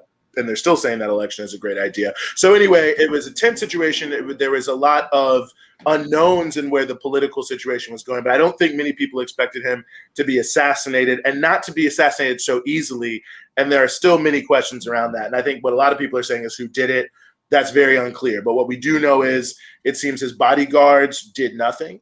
And so that gives you a sense that there was some very serious inside information that was going on there, and certainly he had many enemies. So there are a lot of rumors floating around. Of course, his team, and I can say a little bit more about that in a second, was saying that they showed up saying they were the DEA. Now, there is a DEA office in Haiti. It doesn't appear that they were the DEA, but then there was also something that, and they were saying this in English, and there was also some people saying, oh, well, they were speaking in Spanish. And, so some people have actually tried to blame it on Venezuela. So there's a lot of rumors flying around about what happened. I definitely don't think it was Venezuela. But be that as it may, there are many, many unknowns. Now, 4 people who are allegedly a part of the strike team were killed in a shootout. 2 people have been arrested. One of the people who was arrested is a U.S. citizen. there are a lot of unconfirmed reports about who some of these people may be in Haitian social media. Some of them have some ties, at least allegedly, to some of the oligarchs who are there. But what we know for absolute certain is Haiti right now is under what is actually technically referred to as a state of siege. Sometimes it's translated as state of emergency, but it's a state of siege, which is basically martial law. The prime minister, who, believe it or not, was supposed to actually be removed the day that Jovenel was killed and replaced by someone else. So something, is now in charge of the country. He has, again, totally outside of any constitutional mandate, but the United States, the United Nations, the OAS, Canada, all the sort of core group countries, as they call them, that play a big role in Haiti, really a controlling role, are 100% backing him. And he has said that he's going to move forward with the agenda that the State Department has been pushing, that the OAS has been pushing, to continue to try to have these elections in September. But this is completely against what the movement in the streets has wanted. There are very few political forces, really of any type, left wing, right wing, centrist, that seem that behind that. It seems like they've maybe signed up a couple people, but it does seem like that election is supposed to happen, but it's also in doubt. So, Haiti is in a very tense situation. It's unclear exactly what the next couple weeks are going to hold. So far, the country is, relatively quiet. But certainly large mass protests have been breaking out. There are a lot of fears that those could be brutally repressed under the concept of this state of siege. And there's also, a feeling that there could be intervention coming from the United States, especially this in 1991 and 2004, the U.S. backed coups in Haiti. And it was a similar sort of situation, is that they claim, there's a lot of chaos, we have to come in to stabilize it. Colombia, the government of Colombia is calling for an intervention under the guise of the OAS. So a lot there that is happening, but it certainly seems that the bottom line is, this is, as terrible as Jovenel was, this is not really good. And it's not necessarily something that's leading to a resolution of the issues that had brought people out into the streets, the corruption, the poverty, and so on and so forth. And it does seem like it could actually increase the instability, lead to more repression of the popular movement, and even potentially, there's already a lot of intervention, but real sort of boots on the ground type of intervention, which is pretty consistent between the United States and Haiti going back to 1915. And what else? I'm going to ask you what you observed there that people should know about. But I also did. Have you guys seen? Before I do that, have you guys seen this video that just surfaced apparently of Biden commenting about Haiti? Yeah, in the drive of the west exit of the White House. It's from the 90s. Oh, from the 90s. I thought you his comments yesterday. No, yeah, there's that too. Okay, let me just play this. Hold on. Tell me if you guys can hear it. Mr. President, today, can you guys hear that? Yes. Okay. No, this is this week. This is what he would. This yeah, is, but hold on. What's your reaction, Mr. President, to the Haitian president being assassinated? We need a lot more information, but it's very worrisome about the state of Haiti. Does the U.S. have a role in Mr. President? He just quietly sunk into the Caribbean or rose up 300 feet. It wouldn't matter a whole lot in terms of our interest. The world editor of a paper in the Delaware Valley asked their reporters to come down and talk to me and said, why is Biden so concerned about Bosnia and not about Haiti? Is it because blacks are involved in Haiti? Blacks are what at stake in Haiti, and in Bosnia they are European whites. If Haiti, a god-awful thing to say, if Haiti just quietly sunk into the Caribbean or rose up 300 feet, it wouldn't matter a whole lot in terms of our interest. So there's that, guys. Yeah. Well, I guess that's Joe Biden. I think most Haitians wish that was true, that the U.S. didn't have much interest in Haiti, but the opposite is true. And the U.S. is constantly meddling all the time, basically controls the entire Haitian economy, determines certainly what it is and how it's done. And, pretty much every agreement that's ever been signed between the so-called international community and Haiti that the U.S. behind has all sorts of stipulations, like requiring them to have a market economy, requiring them to eliminate tariffs. Haiti, rice is a big staple in Haiti. In 1986, almost all the rice in Haiti was produced in Haiti. By 1996, almost all the rice was coming from the United States, and still does today. And it was because they had heavy tariffs on the rice, because of a structural adjustment program from the IMF They took them from 50% to 3% in 10 years. And Haiti is now just a dumping ground for excess rice that comes from U.S. farmers. And when you're down there, everywhere you go, you see this American rice is for sale. The main industry, most people work in the informal sector in Haiti, something like 70% of people. So the main like industry people work in are sweatshops. And the reason sweatshops are big there is because the U.S. has passed a law, the so-called HOPE Act, which is ironic and unbelievable in many ways, that means you have tariff-free access to the United States market. So all these companies from other countries, primarily Taiwan and other places like that, they come in. Sometimes they find some Haitian oligarchs to work with them. They set up sweatshops and they send it to the United States. And it's, everything from PPE. During the pandemic, there was a lot of that was being made in Haiti. All sorts of every apparel company you can think of at different moments has had ties there. Champion, the sports company, but then also now they're trying to expand. They make some little parts for the military-industrial complex. They're now trying to make little parts for like laptops and stuff like that. But it's all sort of very sweatshop labor. But it's good for businesses because then they don't have to pay tariffs or whatever coming from some other whatever home country that they have there. By the way, excuse me, Paris Socialite said Biden is like a less funny Trump who is adored instead of criticized by the media industrial complex. Kind of true. Well, he is definitely not as funny, and he is adored. I mean, like he can do no wrong. And well, as I was coming on, the clip you showed of Don Lemon and what's his name, Jake Tapper. I mean, the bar is so low for them to revere these politicians. I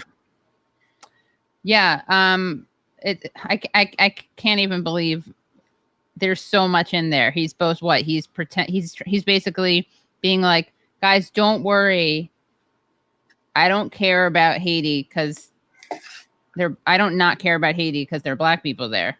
I don't care about Haiti because they just don't matter. Yeah, I mean there's a lot to that. I'd love to know what year that clip was from. 94. 94. Well, that's when there was a massive exodus of Biden, Haiti, trying to leave Haiti because of the terrible situation, because the U.S. promoted a coup. And then, they start killing people and privatizing all the businesses and things like that. And people start coming to America. It was a big deal at the time. The Congressional Black Caucus was led by Kwesi Mfume. People were getting arrested at the White House, Bill Clinton. And it was so controversial, because they were saying we're going to turn those Haitians back. But then they had the wet foot, dry foot in Cuba. So, you could just come right in if you were coming from Cuba, because obviously you want to destabilize socialism. But if you were coming and fleeing a U.S.-backed dictatorship in Haiti, well, no, we're going to turn the raft around. And then, of course, they were saying that Haitians were bringing AIDS. So, massive campaign of demonization of Haitians. So it's par for the course. There's a conspiracy of silence around Haiti. Most people don't know anything about Haiti. Pretty much everything that's spoken about Haiti is like either fake or racist or whatever. And the only time Haiti becomes relevant is when something big like this happens, or when there's a massive flow of refugees because of an economic crisis or the earthquake or whatever it may be. And then, it's the sad, poor, late night fundraising commercial version of Haiti that people get. But the vast majority of the time, there's no real focus on what's going on. And definitely when you're being there, everyone there who's involved in the protest movement says 100%. Jovenel would have been gone. Now he's gone, but he would have been gone if it wasn't for the backing from the United States. And that's pretty clear that was what was keeping him there. So they're playing a very big role. And for Biden to even say we need more information, no one's going to have more information than they do. So right.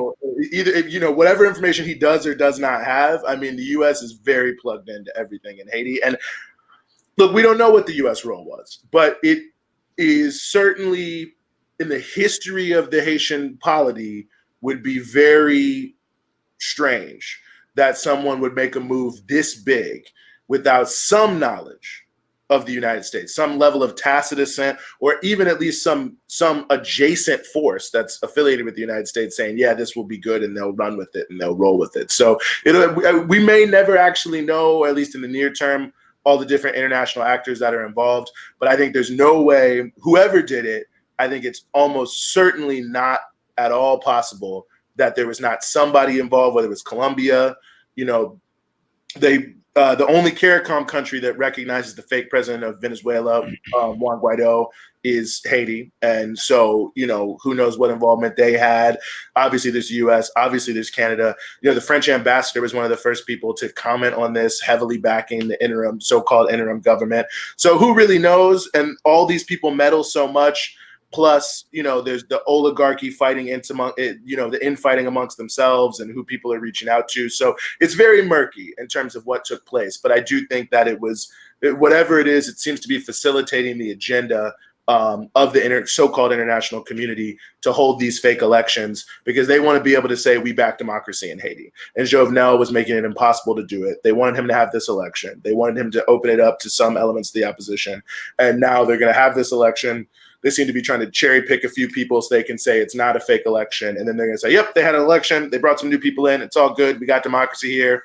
Everyone go back to your corners and we're going to, just keep on with business as usual. Well, okay. I found, by the way, the context for that in case you want to see. But Leslie, you have any questions or comments? No, just that, man, this is a fucking wild story to happen. Obviously, we won't know the truth about it for several decades, maybe, if ever. But, man, it's just like has there been like, because you talked about what's been happening in Haiti. What has generally been, has there been any difference between the Trump administration posture and the Biden administration posture? Actually, well, I don't know. Maybe it doesn't surprise us. But right. No, I mean, and it's actually been Trump-like. Like when we were there was what became kind of infamous tweet of Biden saying, "Don't come to Haitians." It was like very Trump-like. It's like it was amazing. Yeah, with Biden. Like, and it was like kind of a like sunny meme. It had like a kind of blue yellow background, and then in Creole, it's like, "Don't come." And then couldn't in English, any clearer, "Don't come" or something. Yeah. And so why is it even in English at all? Unless they were also trying to send a message back to the United States, like, "Hey, look how tough we are on these Black immigrants from Haiti."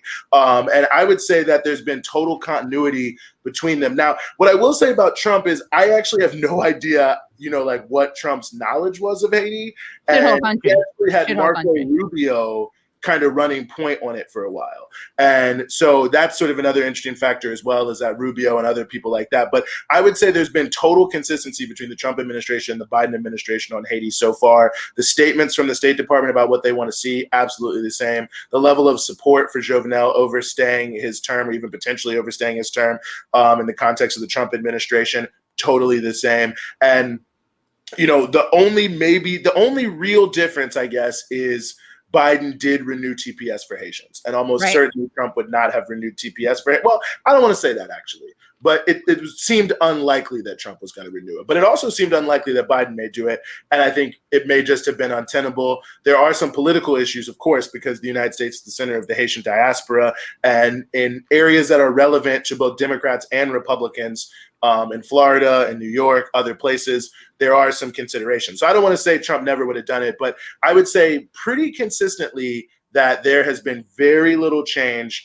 And also notably other, quote unquote, liberal heroes of the world, Justin Trudeau and individuals like that were supposed to be better than Trump, have also been maintaining the same policy, a very negative policy, designed really to move off the mass movement. And everyone seems to have wanted to head off the mass movement and legitimize Jovenel and the PHTK party somehow. So it's been very, very consistent between them. We'll see if this changes it, but I kind of doubt it because, Trump in many ways was similar to Obama's policy, was similar to others.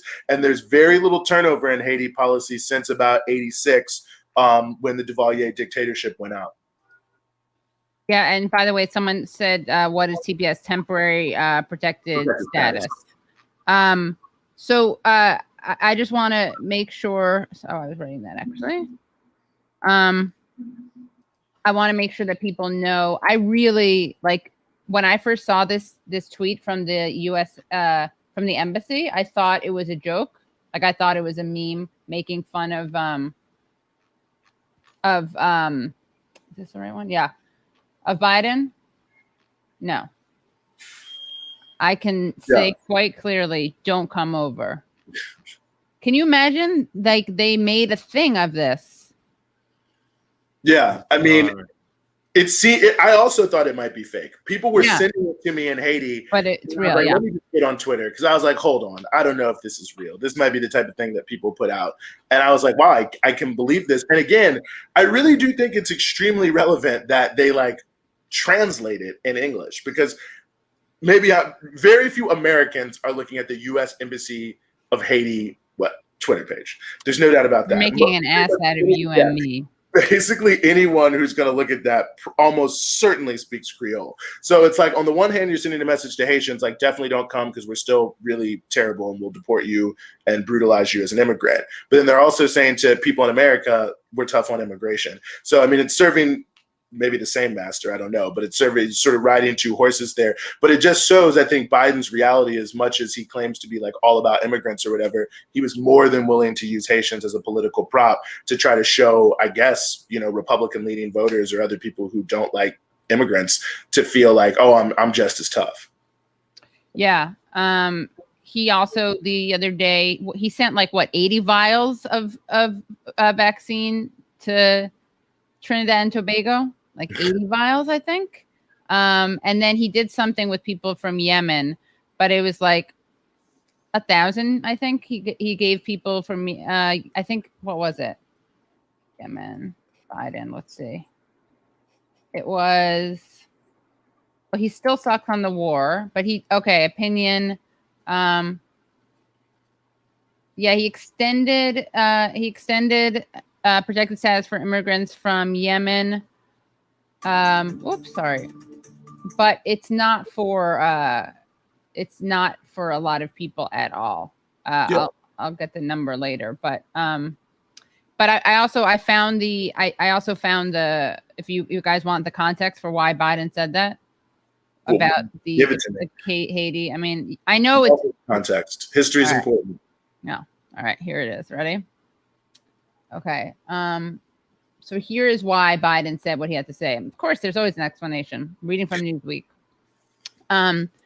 Okay, so the White House described the Wednesday assassination of Haitian President Jovenel Moise as horrific and tragic, but 27-year-old remarks President Joe Biden made about Haiti gained attention as the U.S. vows to provide assistance to its Caribbean neighbor. Speaking with PBS host Charlie Rose in 1994, the then Delaware senator, alongside then Rep. Michael Castle, were talking about whether or not Bill Clinton would invade Haiti following the 1991 overthrow of democratically elected President Jean-Bertrand Aristide.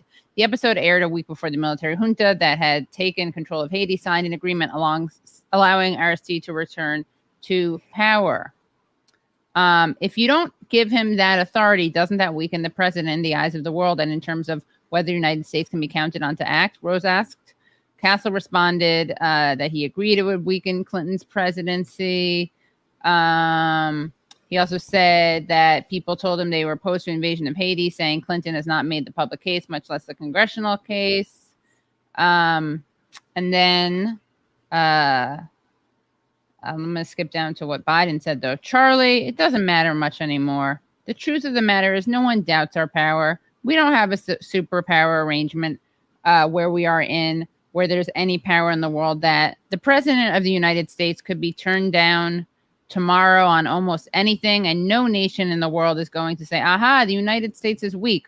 No one is going to fool around with the 800-pound gorilla. So this notion used to be thought of when you had a situation where you had two competing superpowers and we failed to enter into a circumstance where there was a third, quote, third world country. Wow, that's pretty woke for Biden in 94, to put that in quotes.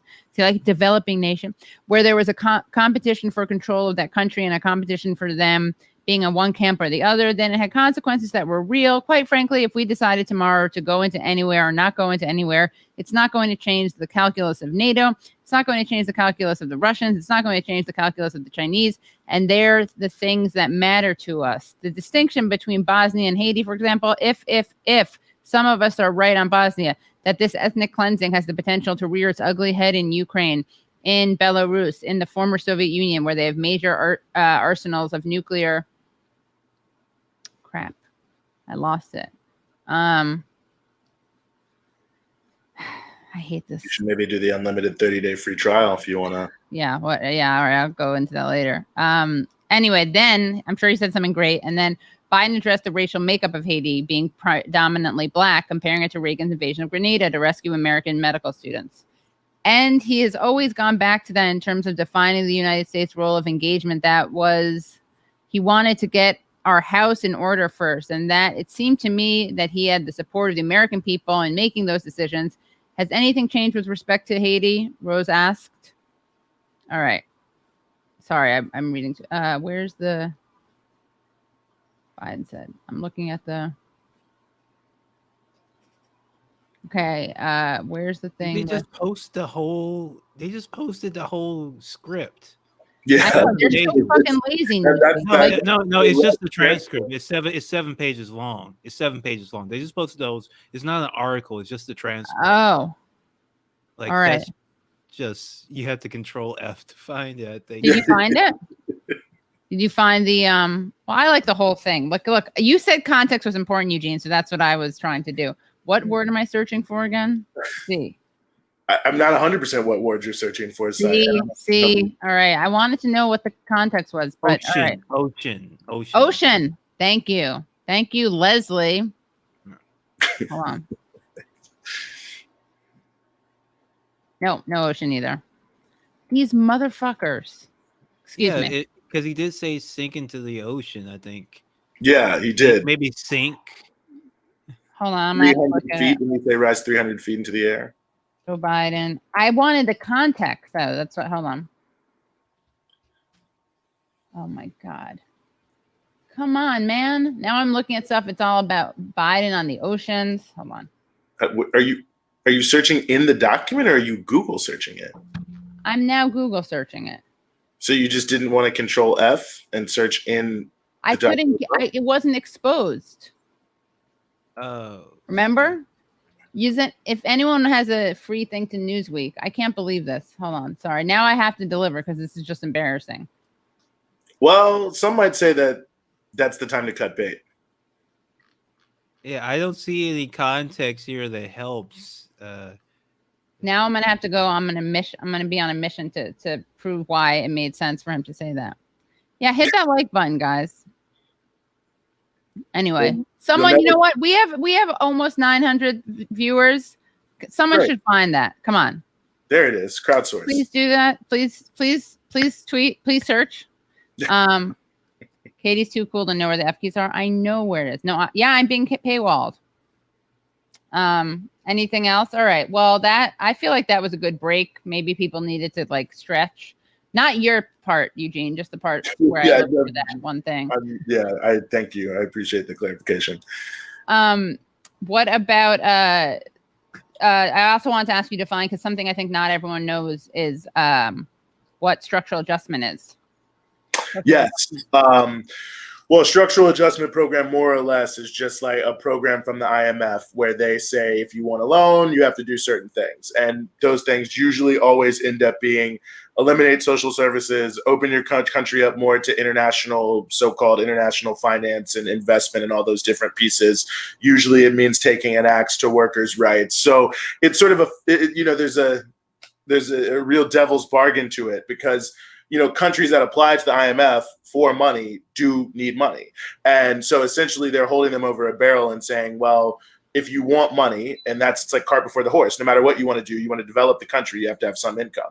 And so we'll give you the money, but only if you do certain things. And so, in the 80s, structural adjustment programs became relatively notorious, or well, maybe it was after the 80s, but they became a big deal in the 80s when there was an aggressive push by the IMF and also by the World Bank in conjunction with the sort of broader G7 economies to force a lot of developing nations to eliminate, in exchange for funds, to eliminate many of the things that blocked international Western investment coming in and exploiting the country to the maximum degree. So Haiti was already a country that was very open to the West. And since it was referenced by Biden in the invasion of Grenada, right?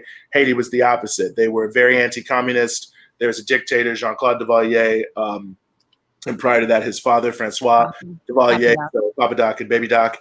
And, so they were very pro-U.S. But since the U.S. was more concerned with the issue of communism than how the economy was run, they kind of didn't really care what was going on. There was certainly a lot that was happening in the broader sphere of trade and things.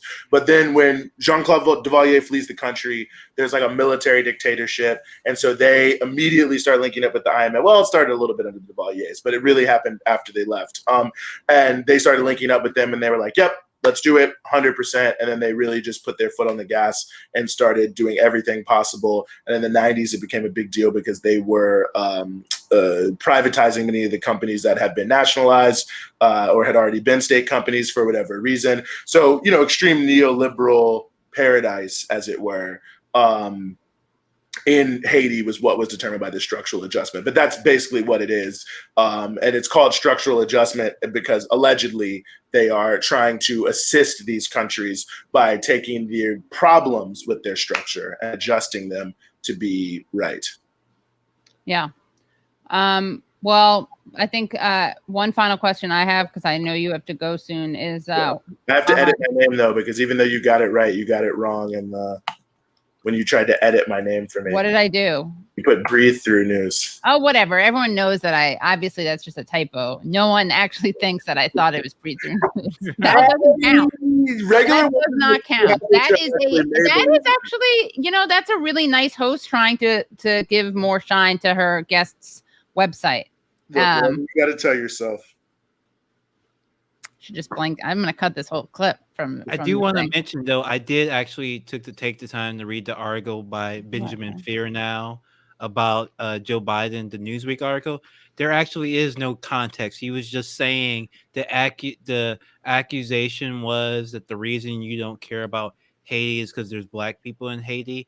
And he says, actually, the reason we don't care about Haiti is because we don't give a shit about Haiti. There's no other context. There's just it's just him giving like a rambling white man rant about how the way things are and how the world is and what matters and what doesn't. So there's no additional context. Every sentence in that is just a statement of belief. He's not trying to explain some larger point. It's like, no, we don't care about the blacks in Haiti, but we do care about, and we actually don't give a fuck about the Russians either. We're the guerrilla. That's all he's saying. I don't know why the fact that Newsweek would put up just a copy and paste of this text, knowing that most people won't read this article and will just assume that this was taken a bit of a context, is a little bit softer, and when you read in context, and they hide the fact with just copying and pasting like line after line after line of this transcript that provides no additional context whatsoever, no matter how many times you read it. It's just running cover for Biden without even being asked. It's like, oh, Biden is trending on Twitter in an embarrassing way. We better put up an article to defend it. Right. Vaguely. That, you see, and you guys thought that was a detour, Leslie, and I had this planned from the get-go. That whole thing was a show instead of tell. That's what we call misdirection play in the but really quickly, bigger Haitian hero, Toussaint Louverture or Wyclef Jean? Definitely why? Louverture. Well, one, he led a slave revolution that freed the country and deeply embarrassed all imperial powers. Two, Wyclef Jean and Prague, by the way, are deeply tied to the worst political actors in all of Haiti. Wyclef used to have an uncle who was the Haitian ambassador to the United States. In the last so-called election where Jovenel was elected, he actually backed a guy named Jude Celestine, who's like a far-right leader. I don't know how else to describe him. Terrible person. And really, Wyclef's whole engagement in Haitian politics post-earthquake was designed as part of this broader sphere that was tied to the Clinton Foundation to create this sort of, I don't know what they were trying to do. It's maybe like a cool factor around sort of the attempts to rebuild Haiti or whatever it may be. He had tried to run for president himself, but was not actually eligible, which was a ridiculous situation. Praz not only has been deeply involved in that, and including some ties to some of the coups that have happened, he also, by the way, has been tied into the 1MDB scandal, where Goldman Sachs linked up with a Malaysian individual in the Malaysian government, and they stole billions of dollars and spent them all over the place, including on Hollywood movies. Pras was also involved in that. So yeah, I think that's pretty much a no contest. And it's unfortunate that people think that Wyclef has any positive connection to Haiti, because it really is like the worst possible thing.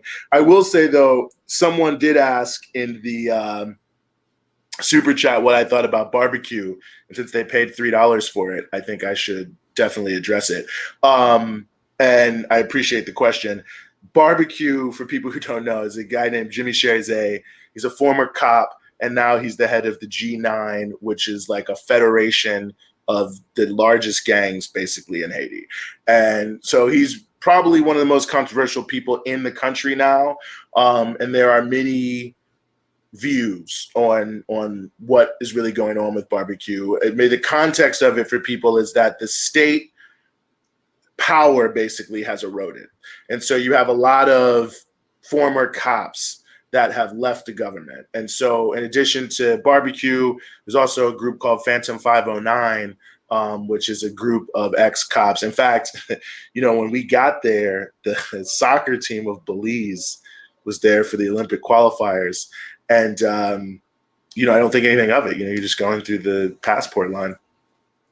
2 days later, turns out as soon as they pulled out and went a mile from the airport, Phantom 509 just rolled up on them, the team bus with 30 cats, armed to the teeth, assault rifles, pulled the bus over and, briefly stopped it and let them go. But the whole point is they were trying to disrupt the game, because they were trying to embarrass Jovenel by disrupting the game. And we got to high levels. FIFA was involved. The IOC was involved. They were saying, can we keep the game here? Do we have to move it? Ultimately, they kept the game there. I don't know what they had to do to keep the game there. They were sending all these government officials to the hotel to meet with the team. No, we're going to keep you safe, blah, blah, blah. But it gives you a sense of the situation when a group of 30 dudes on motorcycles with AKs can just roll on a national team bus of an Olympic qualifying soccer team with no repercussions. But so anyway, barbecue, also one of these former police officers, went into the gang sector. I don't know how else to describe it. And he's become very controversial because he's involved in many violent incidents. And there are a lot of people who feel different things. Many people feel that he is tied to Jovenel. And at one point he was supporting Jovenel. And at other points he supported other big, powerful figures in the country. He, of course, has claimed that he never supported Jovenel at all, and that this is all fake. But one thing I will say about barbecue is he often gives kind of not directly contradictory, but sort of semi-contradictory interviews about the same thing in some small periods of time. Recently, he's been trying to say that he's a revolutionary, and they held a march last week with a lot of armed people, and they said the revolution has begun. So, there's some people who take that at face value. I don't take that at face value. I'm open to be proven wrong, but I don't really think so. The question of whether he was tied to Jovenel and whether his killings were part of a strategy of tension, because most of the killings happen in places like Bel Air, La Saline, which are popular neighborhoods. Some would call them quote unquote slums, but they're big centers of mobilization for the popular protest. And in all of them, there have been a lot of, really brutal killings, burning of houses, the displacement of people. And just really the past month, thousands of people have been displaced from their homes in Haiti in these neighborhoods as part of this deep, deep violence. So, whether or not barbecue is acting on his own as a power player, whether he was tied to the Jovenel regime or whatever it may be, he's become very infamous now. My general view is, look, someone whose whole career is a cop, then he was working in conjunction with pretty much all of the worst people in Haiti.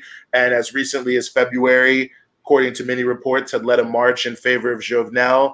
It would be quite the Damascene conversion if he had become a Sankara-like revolutionary, which he's telling some media now. But that's what he says. So, people can take it at face value. I don't think that's the case. I mean, if you ask me just sort of back of the envelope,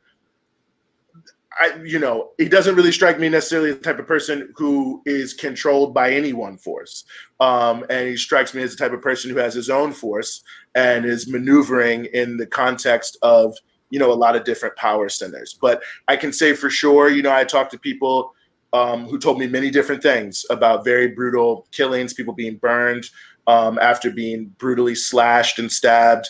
You know, I was shown many homes that had been torched and where there were obviously gunfights. So, you know, there are people I trust who tend to believe more of what he's saying, and people I trust who really don't agree with him. My view being there on the ground, I think he's leading this G9 gang. It's its own power center. They're maneuvering like many other forces are maneuvering to gain power.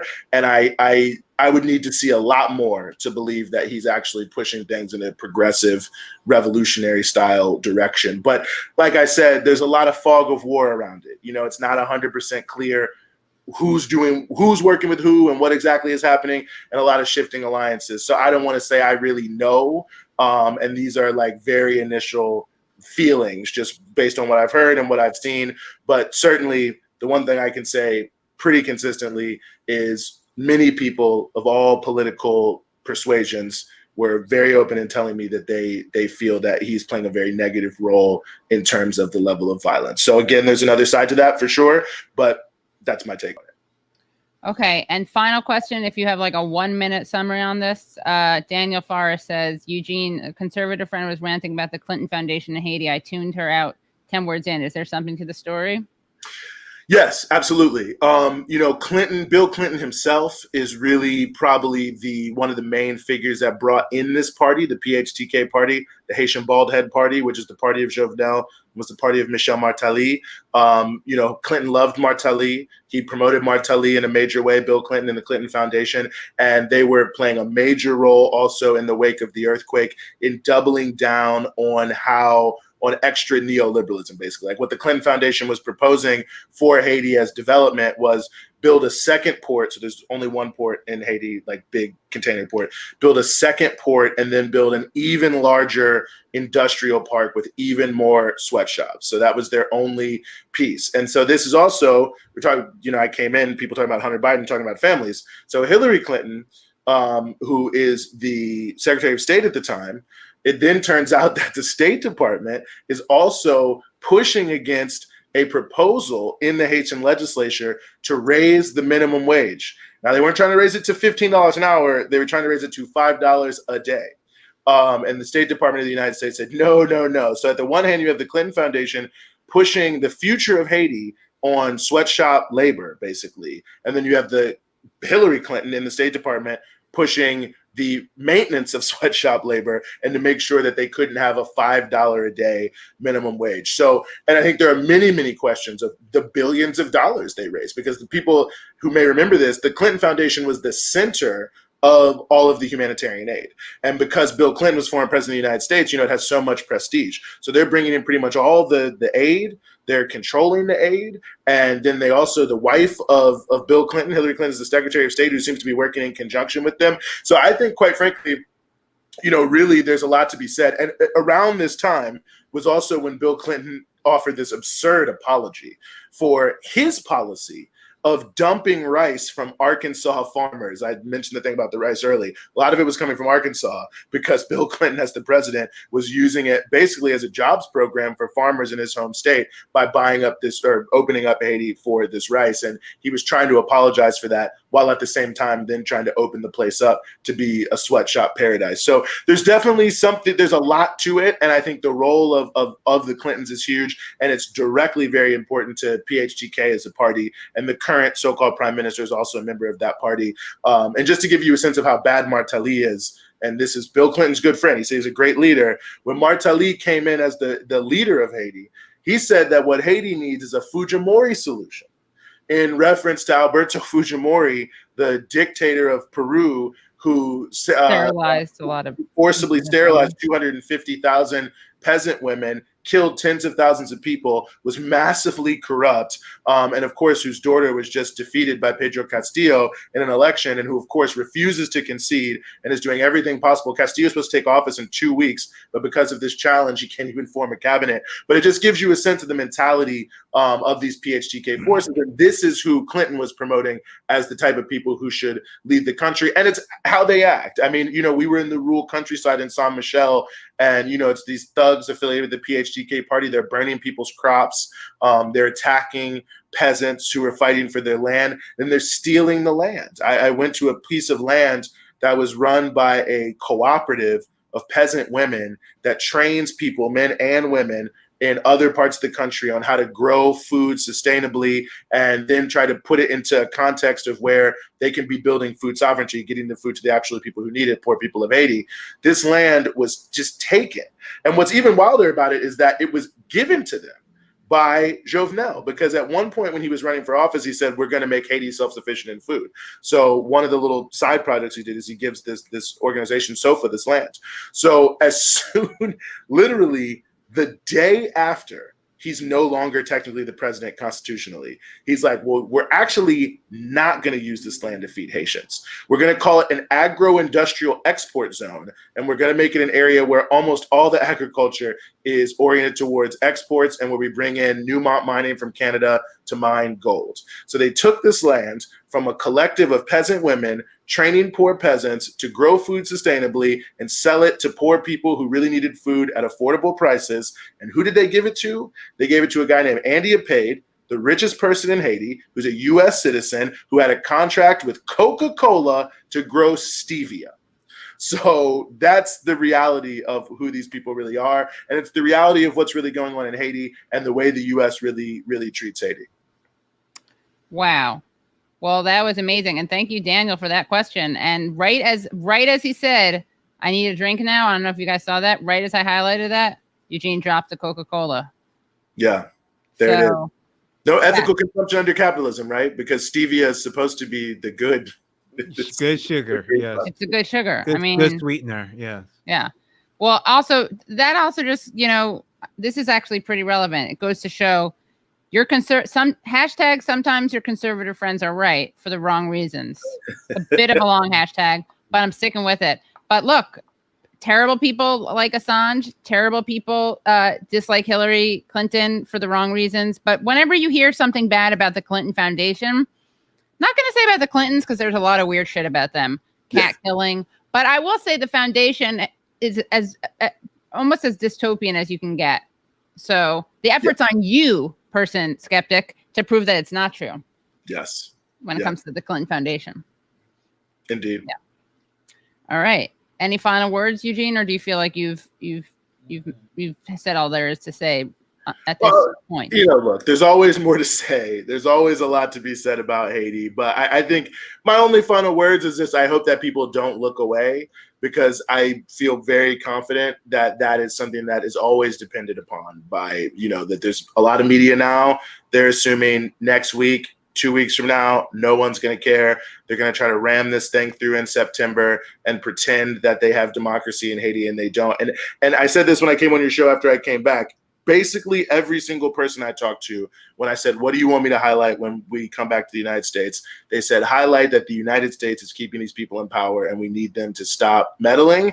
And people were directly referencing Joe Biden and saying, listen, they had some level of hope. They felt like he's coming in. A guy told me, he said, look, he's coming in. He's saying he's a Democrat. He's saying that he's more liberal, that he wants to do these things and whatever. So if he's about what he says he's about, then he should get out of Haiti. And we want people to pressure the U.S. to keep its hands off of Haiti, to stop meddling in Haiti, and to stop supporting these different governments. So I think that to the extent people can raise that up amongst all the other important issues that we have to advocate on here in this country, it would be very greatly appreciated by the people struggling there in Haiti.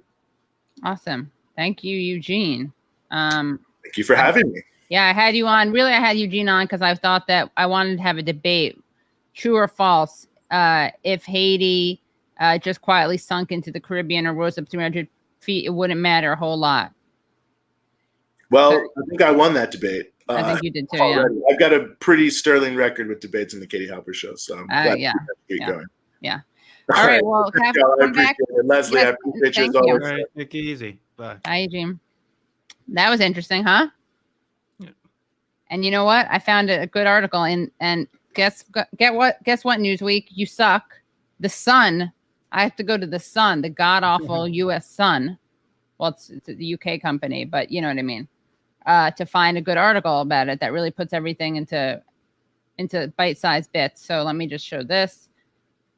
Now, the important thing is that we this is a double story, a triple, at least double, which is that we got the story about what Biden says, and then we got what Leslie discovered, which is that they're trying to do. We need a term for this. When you hide something, there probably is a term for this. When you hide, you put out. It's actually kind of like with the Assange thing that we were saying. It seems so complicated. It's not. Same thing with Biden on Haiti.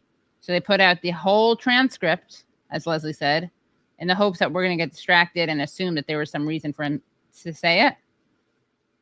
Yeah. So here's the real context, which again is not there's no justifiable context. So by speaking to TV host Charlie Rose alongside Congressman Michael Castle as they weighed up the idea of military action by President Bill Clinton,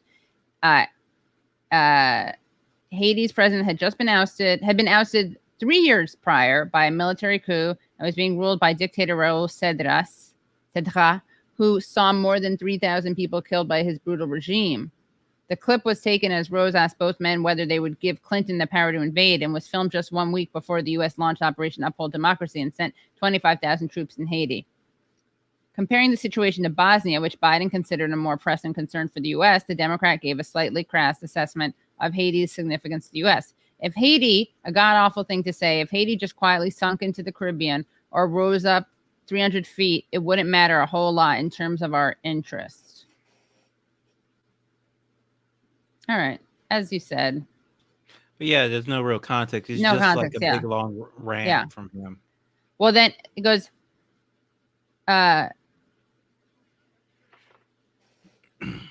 there's a different political dynamic here, and there's a large constituency in America that is saying, hey, wait a minute, is the reason you're not paying attention to over there because these folks are black folks? And no, apparently that was not the reason. It's because it's just not like Bosnia. What he actually means is that's even a stupid question to ask because, of course, we don't care about Haiti. It doesn't really matter. Right. To the global economic thing. So that's like his real excuse is that like that's even silly for you to even. How dare you even ask me that? Of course, I don't care about Haiti. Right. Yeah, it's kind of admirable that he, just owned it. Yeah. Sounds a little like MRA rejection. Response to rejection. Yeah. Anyway, well, this has been great. You want to give like let's do a 10-minute chat about Mayor or about Assange or anything in between. Between Mayor and Assange, anything between. Well, I haven't got I do want to get my plug in first though. Patreon.com/struggle session. Please check us out on patreon.com/struggle session or sesh.plus. We had a great episode, and you'll love this, Katie, with Tanya from Trailbillies and Jamie Peck for our Vampire Castle podcast, where we talked about 2 70s lesbian vampire horror movies, which were very fun and very. I figured you would like it because it was like the Hammer horror movies with like Christopher Lee, 70s cinema. I would assume that you would be more into that kind of horror, like early 70s, like gothic romance type. I like it. I'll watch it. Yeah. But you did watch Mayor, yes? I did watch Mayor, and what are your thoughts on Mayor? I really liked it until the end. The ending. Guys, wait! Watch out! Watch out! Leslie is like defiant. He is. I'm Virginia. not giving any spoilers. All right, you're not. That's I'm not going to give any spoilers other than to say the ending was a little bit of a disappointment. Obviously, it's a murder mystery. It's got several twists and turns. I wish they had a few less. They did a couple of extra twists at the end. Yeah, a couple extra twists. Yeah, I agree. What if I want to say something that gives away? I want to say something. How do I do this? Can I give people like a 2 minutes that people leave if they don't want to hear it? No, I don't want to push people away from the stream. I'm going to talk in code. Yeah, talking code. Let's try that. So here's what I'll say. Mayor should have felt a lot worse about something that happened on her watch. That's all I'm going to say. Oh, yeah. A lot worse. She was way too quick. That was like, no, that should have caused a lot more. That should have weighed heavily on her. Yeah. Then Mayor kind of Mayor is kind of a dick. Yes. Not a good person. She's not a good person. Now, I also think, Mayor of Easttown. I also think, though, that she made a wrong. She made a wrong decision. One thing I'm not going to say was a rational thing that she planned, but something bad happened that didn't need to happen because, a lot of bad things that didn't need to happen happened because of her. But one of them was like really sad. They were both. One of them was really sad and dramatic and happened they're both dramatic. This is fun, actually. This is a fun game. One of them resulted in an instantaneous change of pulse. Well, you can say someone died. Okay, someone died. Yeah. She got someone killed. Yeah, how on her do you think that was? That's not a spoiler. It's not a spoiler. No, it was 100% on her. She did some stuff. She did some Clarice Starling shit, going after the person. Don't give away more. Going after somebody that you know is dangerous without really checking the proper channels and getting yourself or someone else in trouble. Yeah. Bad cops. Right. But I do like Mayor because it is a cop show where the cops aren't any good. They're not smart. They're not good at their job. Right. Even Mayor, who is the protagonist, is like a bad, like so you think it's not propaganda? No, because like all the cops are like bad buffoons and not good at anything, and only whatever progress they ever make is usually by accident, which is like how it is in real life too. So it's kind of realistic. Yeah. I wonder if we did a poll. I think we should do a poll among people who watched it and see how they think of Mayor and whether they think we should do something where we see how people rate the cops before watching that and watch and rate them after watching it. But here's the thing, though. She did not feel bad enough about something that happened on her watch. And I'm going to say it was like 70% her fault. But there was an experience and age thing, which makes it like, higher than, definitely wasn't 50-50. I definitely say it was 100% her fault. Really? She's not supposed to be a good cop. I don't think. Aren't you denying agency for the other person, though? Not really. Look, she got someone into a bad situation. This person got killed, and she was in charge, and she was doing something she wasn't told not to do. Exactly. That's the thing. Yeah, but to some extent, the person who paid the most for it could have said no. No, but she was like gaslighting him the whole series. Well, yeah, she was gaslighting him, which is another thing. If that had been gender reversed, wow. Yeah, no one would be like. No, that would have been the story of a sociopath, psychopath, like abuser. Yes. Yeah, which I still think the show wants you to think. I think they're humanizing. I think they're humanizing gaslighting. I think they're humanizing gaslighting. I'm hearing an echo myself. Oh, sorry. Something happened because I had my headphones in, and then at some point I realized that I don't know if something happened. Are other people hearing an echo? Yeah. Let me lower my. Hold on. Let me try this. Does this work? Can you guys hear me now? Check. Same All thing. Right, no echo. Now I can't hear you. Hold on. This is very weird. This happened the other day. I don't know what it is. I'm just gonna have to I have to go back to my other thing. Hello. Can you hear me now? Yeah, I can hear you. Yeah, still echo. Shit, and it just happened? It happened a couple of times earlier, but it stopped. All right. You have echo cancellation off? Hold on, let me check. Setting. Echo cancellation is selected, yeah. That's Shit, weird. Check. Well, I'm not hearing as much now, so. Okay, now do you hear it? It's a little bit quieter, maybe, if I hear it at all. Check. I don't hear it. Earphones close to mic, but I'm not wearing my ear. That's the problem. So we're okay now? Yeah. All right. So then the other thing that happens was 100% the wrong decision. That one I don't know. I don't remember. I don't know if I remember that one. Oh, wait. Hold on. It's a decision that she makes when she discovers something. And then I'll whisper it to you. I don't. Hold on 1 second. Let me just do a private chat thing. Yeah, type it in the private chat. Did anybody else watch Mare? You gotta watch Mare. It's a good show. If you like the killing, maybe if you like True Detective, it's not as spooky as True Detective. It's not as spooky as True Detective. It's a little bit more straightforward. Oh, okay. I see what you're saying. All right, well, that was actually her doing her job. That was actually her doing her job.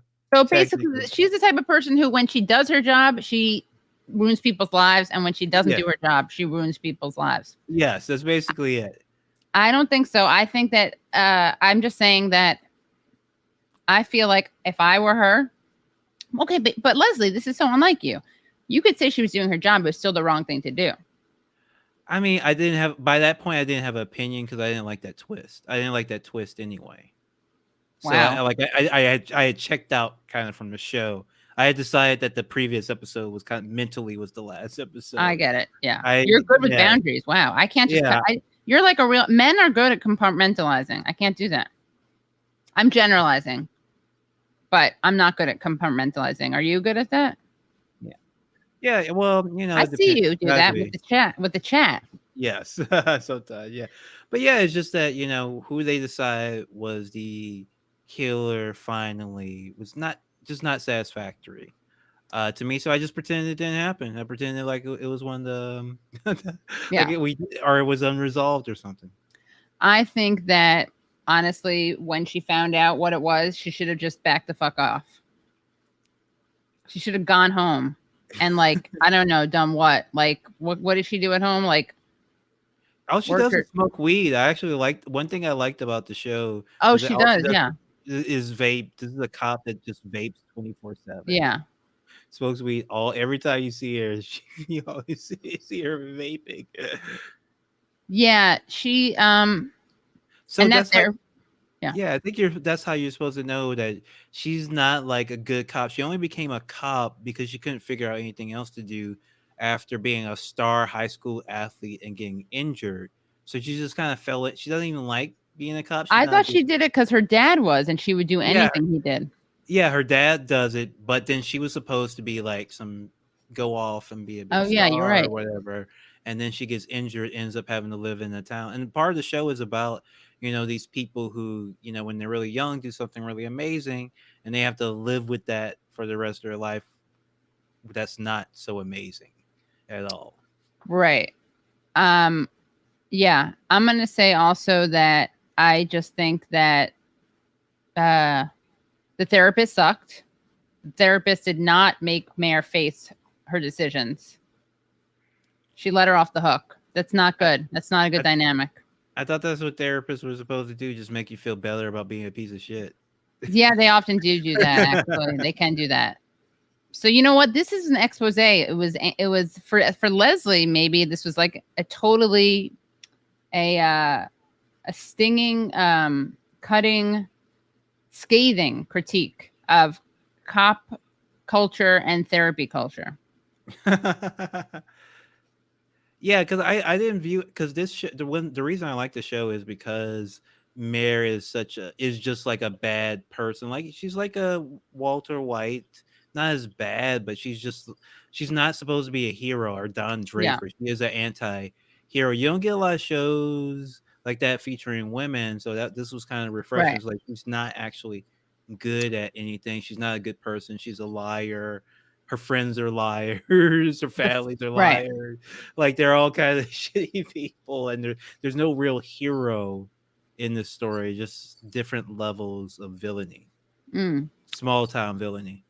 The Forest was good. The Forest main character, who was a cop, she was good. She was like a dupe. She was like a bumbling idiot woman, which you rarely see, and she was pretty.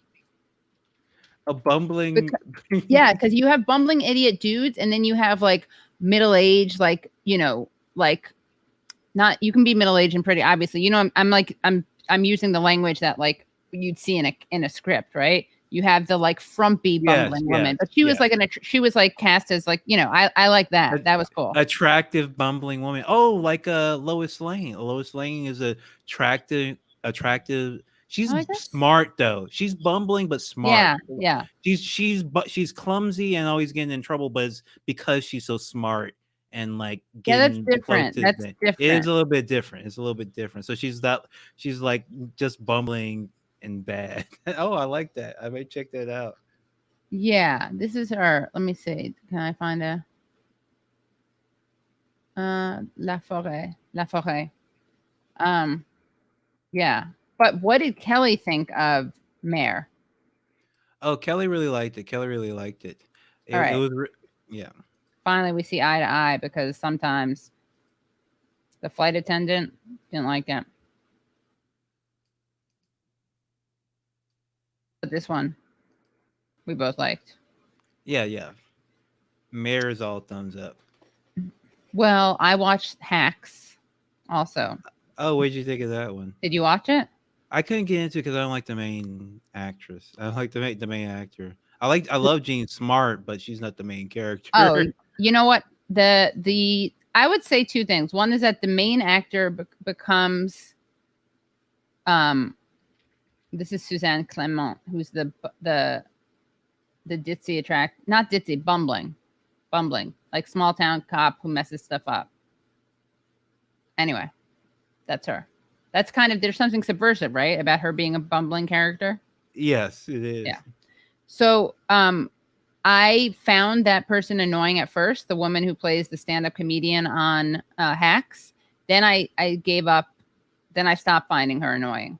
But I would say that Jean Smart is as much the character as the other one is. So if you really are a Jean Smart fan, but it's like half and half, and it's just like there's a better version of the show, and the show is about Jean Smart. Like, why do I need Jean Smart? Is the show? So the premise of the show is that Jean Smart, who has lost her touch as a comedian, and she needs to hire someone young to bring her jokes. But Jean Smart is about 100 times funnier than the woman playing the person writing jokes for her.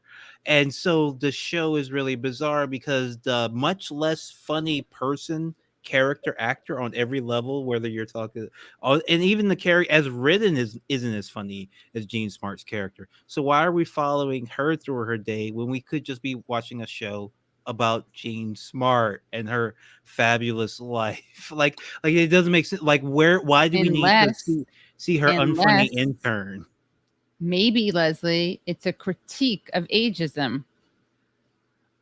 It could be, but I really think the issue is that the actress who's the star of the show maybe is the daughter of somebody from SNL, and they were. Is that true?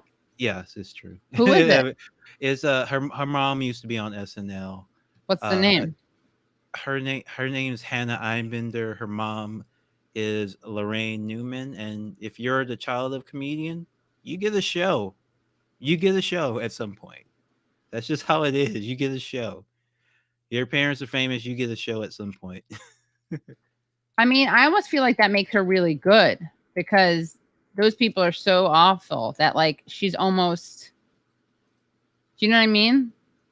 Like I'm almost impressed. Like the standard, like it's almost reverse. It's like a reverse leg up. No, I don't. No, I mean, you know what I'm saying, right? No, most of the people on SNL are funny. They're just not funny on the show because the show is bad. Right. Yeah. Well, we're gonna go back to the Assange thing, but really quickly, I have to mention something that's almost as important when it comes to free press or media criticism. It's not really, but we do have to do this, guys. If you haven't already. We're not even at 1,000. Come on, people. We gotta get Katie Halper to replace Meghan McCain on The View. Have you been practicing your My Father's? My father. I should make a video. I should replace what she said about her father at the funeral and just say everything, but like not like it's not gonna be a eulogy. Just like be like, yes. My father is a psychiatrist. And yes, he sees people who cannot afford to pay. And yes, He does look like Albert Einstein. Anyway, so make sure you do that, guys. You definitely want to get. You definitely want to vote for me to be on The View. And I'm not gonna kick down the ladder behind me. I'm gonna bring people with me. Well, Katie, the real thing is you did make that image and make that graphic. You got the names. Seems like people are pretty excited about it. I know, right? Let me see Y'all where should that just graphic do is. it for real. You should really just do it. Yeah, I for think we real. may do that. Yeah. Yeah, we have 2 versions that I have to swap people out. I also made a really good one of me and hold on. Let me just look at one thing.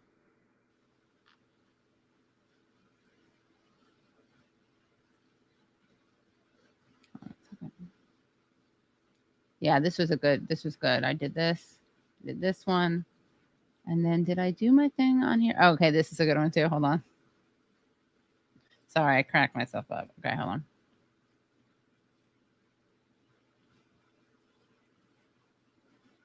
Hold on.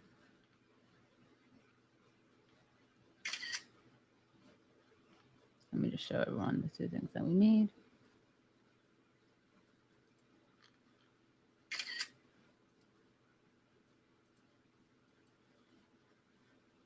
Okay, so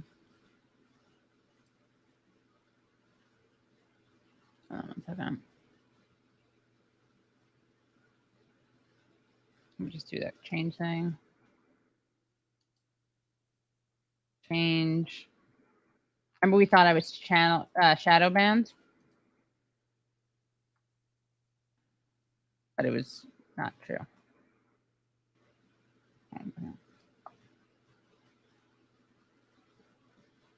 You know, they lied to me. They said if you got, oh my God, wait, this is such a crock. They said if I got 500, the petition is more likely to be featured in recommendations. Now I'm at 637, and it's saying if you get 1,000.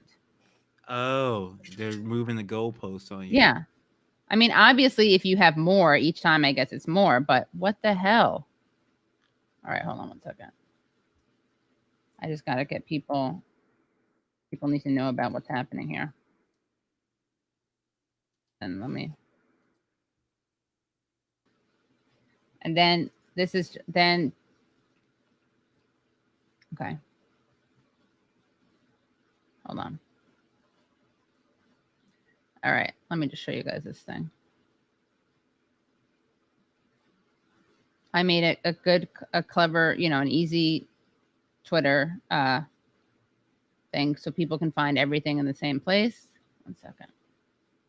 Okay, you guys see this? You can see that, right? Yeah. Okay, so there's the petition. Here's one set, right? Where it's me, Rania, Jamie Peck, Brianna Joy Gray, and Abby. Oh, I just realized it's Abby Huntsman. She should be. That is Abby Huntsman. Whoa, Abby Martin as Abby Huntsman. Perfect. And then here is Kate Willett. But I just want people to know it's about The View, but it's not just about The View. It's also about me really becoming Meghan McCain. You like that? No. Now, Kate, I don't want to rain on the parade, Oh, but no. The View does have a very specific dynamic. Are you actually prepared to be the Meghan McCain? Because I feel like in your heart of hearts, you see yourself more as the Jewish comedian Joe Behar, who I believe is actually not Jewish. But I mean, you do seem like more of the natural joy In both senses of the word. Yes, you seem more like the natural joy. Right. So you need to actually find you have to slot them in their specific places. You need a Joy, you need a Whoopi, I guess you do need them. You need someone to cause drama. You do need someone to cause drama. That's the Meghan, obviously. Yeah. I don't see that as your role, Katie. I'm sorry to say. But I would be on that show. On that show, I would. On that show. Right. But I'm talking about for the alternative plan. If if something ridiculous happens and you don't get the job at the View, just in case, if you have to Yeah. start your own, just in case. Yeah. Just in case. What you're just saying? I don't have to act like her. You're saying I can be my own person. No, I'm saying I think you should be DeJoy. And if I make my own show, you're saying? Yeah, if you make your own show, you Right, gotta right. find it. You would be the joy. I would be the joy. Yeah. People are saying that my head is too big in that photo. I made this not in Photoshop. I made this in like Preview. Yes. And Canva. I So, don't think. What are you expecting? What do you expect? Oh, let's tell Teddy, the graphic designer that you've hired. well, but also Photoshop is subpar. I know. I'm a uniter and a lover, but I also can be, it depends. I also look how hard I was on Don Lemon and Jake Tapper. Yes. So, all right. Well, I think you got the point. Vote for me. And then, my impersonation isn't that good. It's like, I'm not Jewish, but Hadassah and Joe Lieberman are my family. And I was very nervous to talk about this because I didn't want people to think it was politicized. But I think that what and she's like mispronounced her name. She's like, I think what Ilhan Homer did is very dangerous. Very dangerous. And you don't have to be Jewish to care about it. And Joanne's like, you don't. Oh, yeah. Anyway. So, Jail de Journos, that's what it is. Jail de Journos. Oh, that's a good one, actually. So Jail de Journos. So, guys, that sounds more fun than the other one. That sounds more fun than the other one. Yeah, that's Jail de good. Journos. Yeah, that's keeping it light. That's keeping it light, and yet reminding people what could happen. Oh, yeah. And then she goes, I would say I almost. I would no, that was before she was crying. I would say I almost verge on Zionism. I would say I verge on being a Zionist, honestly, like she's telling us this really like, and then what do we learn later? She was raised a Zionist. Yes. Which is it, Megan? Which Zionist are you? I sound like such an anti-Semite. But but obviously that's not what I mean. But yeah. We need to come up with a Zion is like a Zionist Karen. A Zyron? I don't know. It doesn't really work. I think actually for it to work, it would technically have to be a traditional, a stereotypically Jewish name. A Hadassah. But is that like are most Hadassahs annoying? I mean, we got Hadassah Lieberman. I do know a cool Hadassah who Adolph Reed knows, so we can't throw her under the bus. You're lucky, Hadassahs. You just got saved by the Hadassah, by the good one. Yeah, I know. We did. I would think like a Barry. Oh, a Barry. Yeah, that's great. I don't know how popular a name Barry. That is. Yeah. A Weiss. A Weiss. Oh, that's good. Wait, that's it's too last namey. Besides, and by the way, when Eugene was talking about Jude Celestine, I hate to be. I mean, I didn't take that much French, but I gotta say, it's Celestin because it's spelled at Celestin. Celestine would have an E at the end. And why do I say that? Because when you say Celestine, Jude Celestine, you know what it sounds like? Celestine. Philistine. Jewish last name. Celestine. You can't throw that. You can't put that on us. Yeah. Celestin. Because that Celestine is not a good person. Plus, you combine Jude, the name Jude Celestine. I mean, there's a lot of So it's Celestin. Okay, so why are we saying jail that journo? Because, right, exactly. It's not Celestine. That's how it sounds, though. It's not that. So it is not this.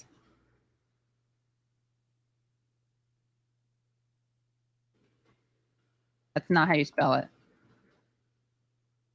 I just wrote it out. See, that's why I was afraid that people were going to think it was spelled this way. It's Jude.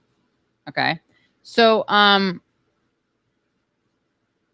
wait, I'm not shocked if Nomi became a Russiagator. That's like saying I'm not shocked if the Young Turks hated Jimmy Dore. Sure, he is. She Russiagated me, guys. Come on.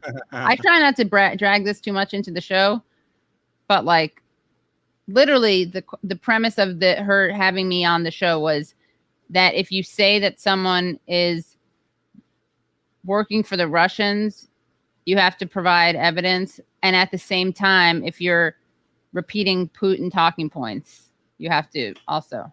Not kidding. Okay, so all right, that was kind of fucking insane. Okay, so coming full circle, we're gonna wrap up by reminding everyone we had a lot of fun. One of the things that we like to do on the show is we mix it up. So we're joking around, we're correcting a lot of truths. And one of them that we have to remember is that even more important than that change.org petition, which is important. But I'm going to share another website that's really honestly important, because we need to be helping Julian Assange. It would be funny if I shared a video of me on the Hill. Hold on. That's all I'm doing. I'm going to this video because I want to open this thing up. And by the way, thank you everyone for coming. This is a great stream. Yes, absolutely. Here, and thank you so much, Leslie, and thank you so much, Struggle Show, and definitely support that show, support my show, support Julian Assange, though. And I'm just going to share this appeal, because remember, here's the thing. The British government covers the cost of this. And Julian Assange personally has to cover the cost for this. So here it is. They have 11 days to go. Julian Assange's high court fight against extradition. This is a very serious thing. We talked about this, but make sure that you check this out. I'll put it in I already put it in the description. But everyone right now, while you're watching this, if you're on Twitter, can do me a favor, everyone? Let's share this tweet. What should I tweet? Please help. I usually use the default one on the. What do you mean? When you click the page and you just click share. Oh, right. Okay, good idea. Okay, let me do this. Good idea. Okay, click the tweet, click share. Is there a share? Almost everything has a share button somewhere. Do you see it? You're saying there should be like a Twitter button. I know, I don't see it. Wow. Well, hold on. This is actually good feedback. We got to tell them that they have to do it. Maybe if you go to about the case instead of case updates. Oh, yeah.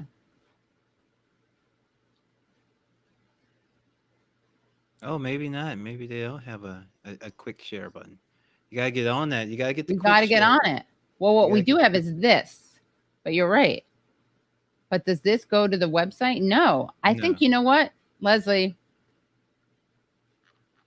We got to get this organization to add a share button. Yeah, you got to get the quick share, the Facebook, the Twitter, the Reddit. Yeah, the quick share, the Facebook. Exactly. This is a training video. This we're not paywalling. We're going to, Leslie and Jack are going to come on my show and provide some tech trading, hacking things. But this we're doing for free. So guys, someone make them a share button ASAP. Do it on the internets right now. Yeah. Just copy the link and paste. Yeah. So I'll copy the link is what I'll do. Oops, I almost went to this change. Imagine if that would have been like the biggest narcissistic thing to do. Hold on. Okay. WikiLeaks following Star Witness. All right. It was. Okay. But where's you guys, they have to pin to their thing. All right, you know what? I'm just going to write a tweet. Very important to support this, we'll say. Yeah. Extremely important to support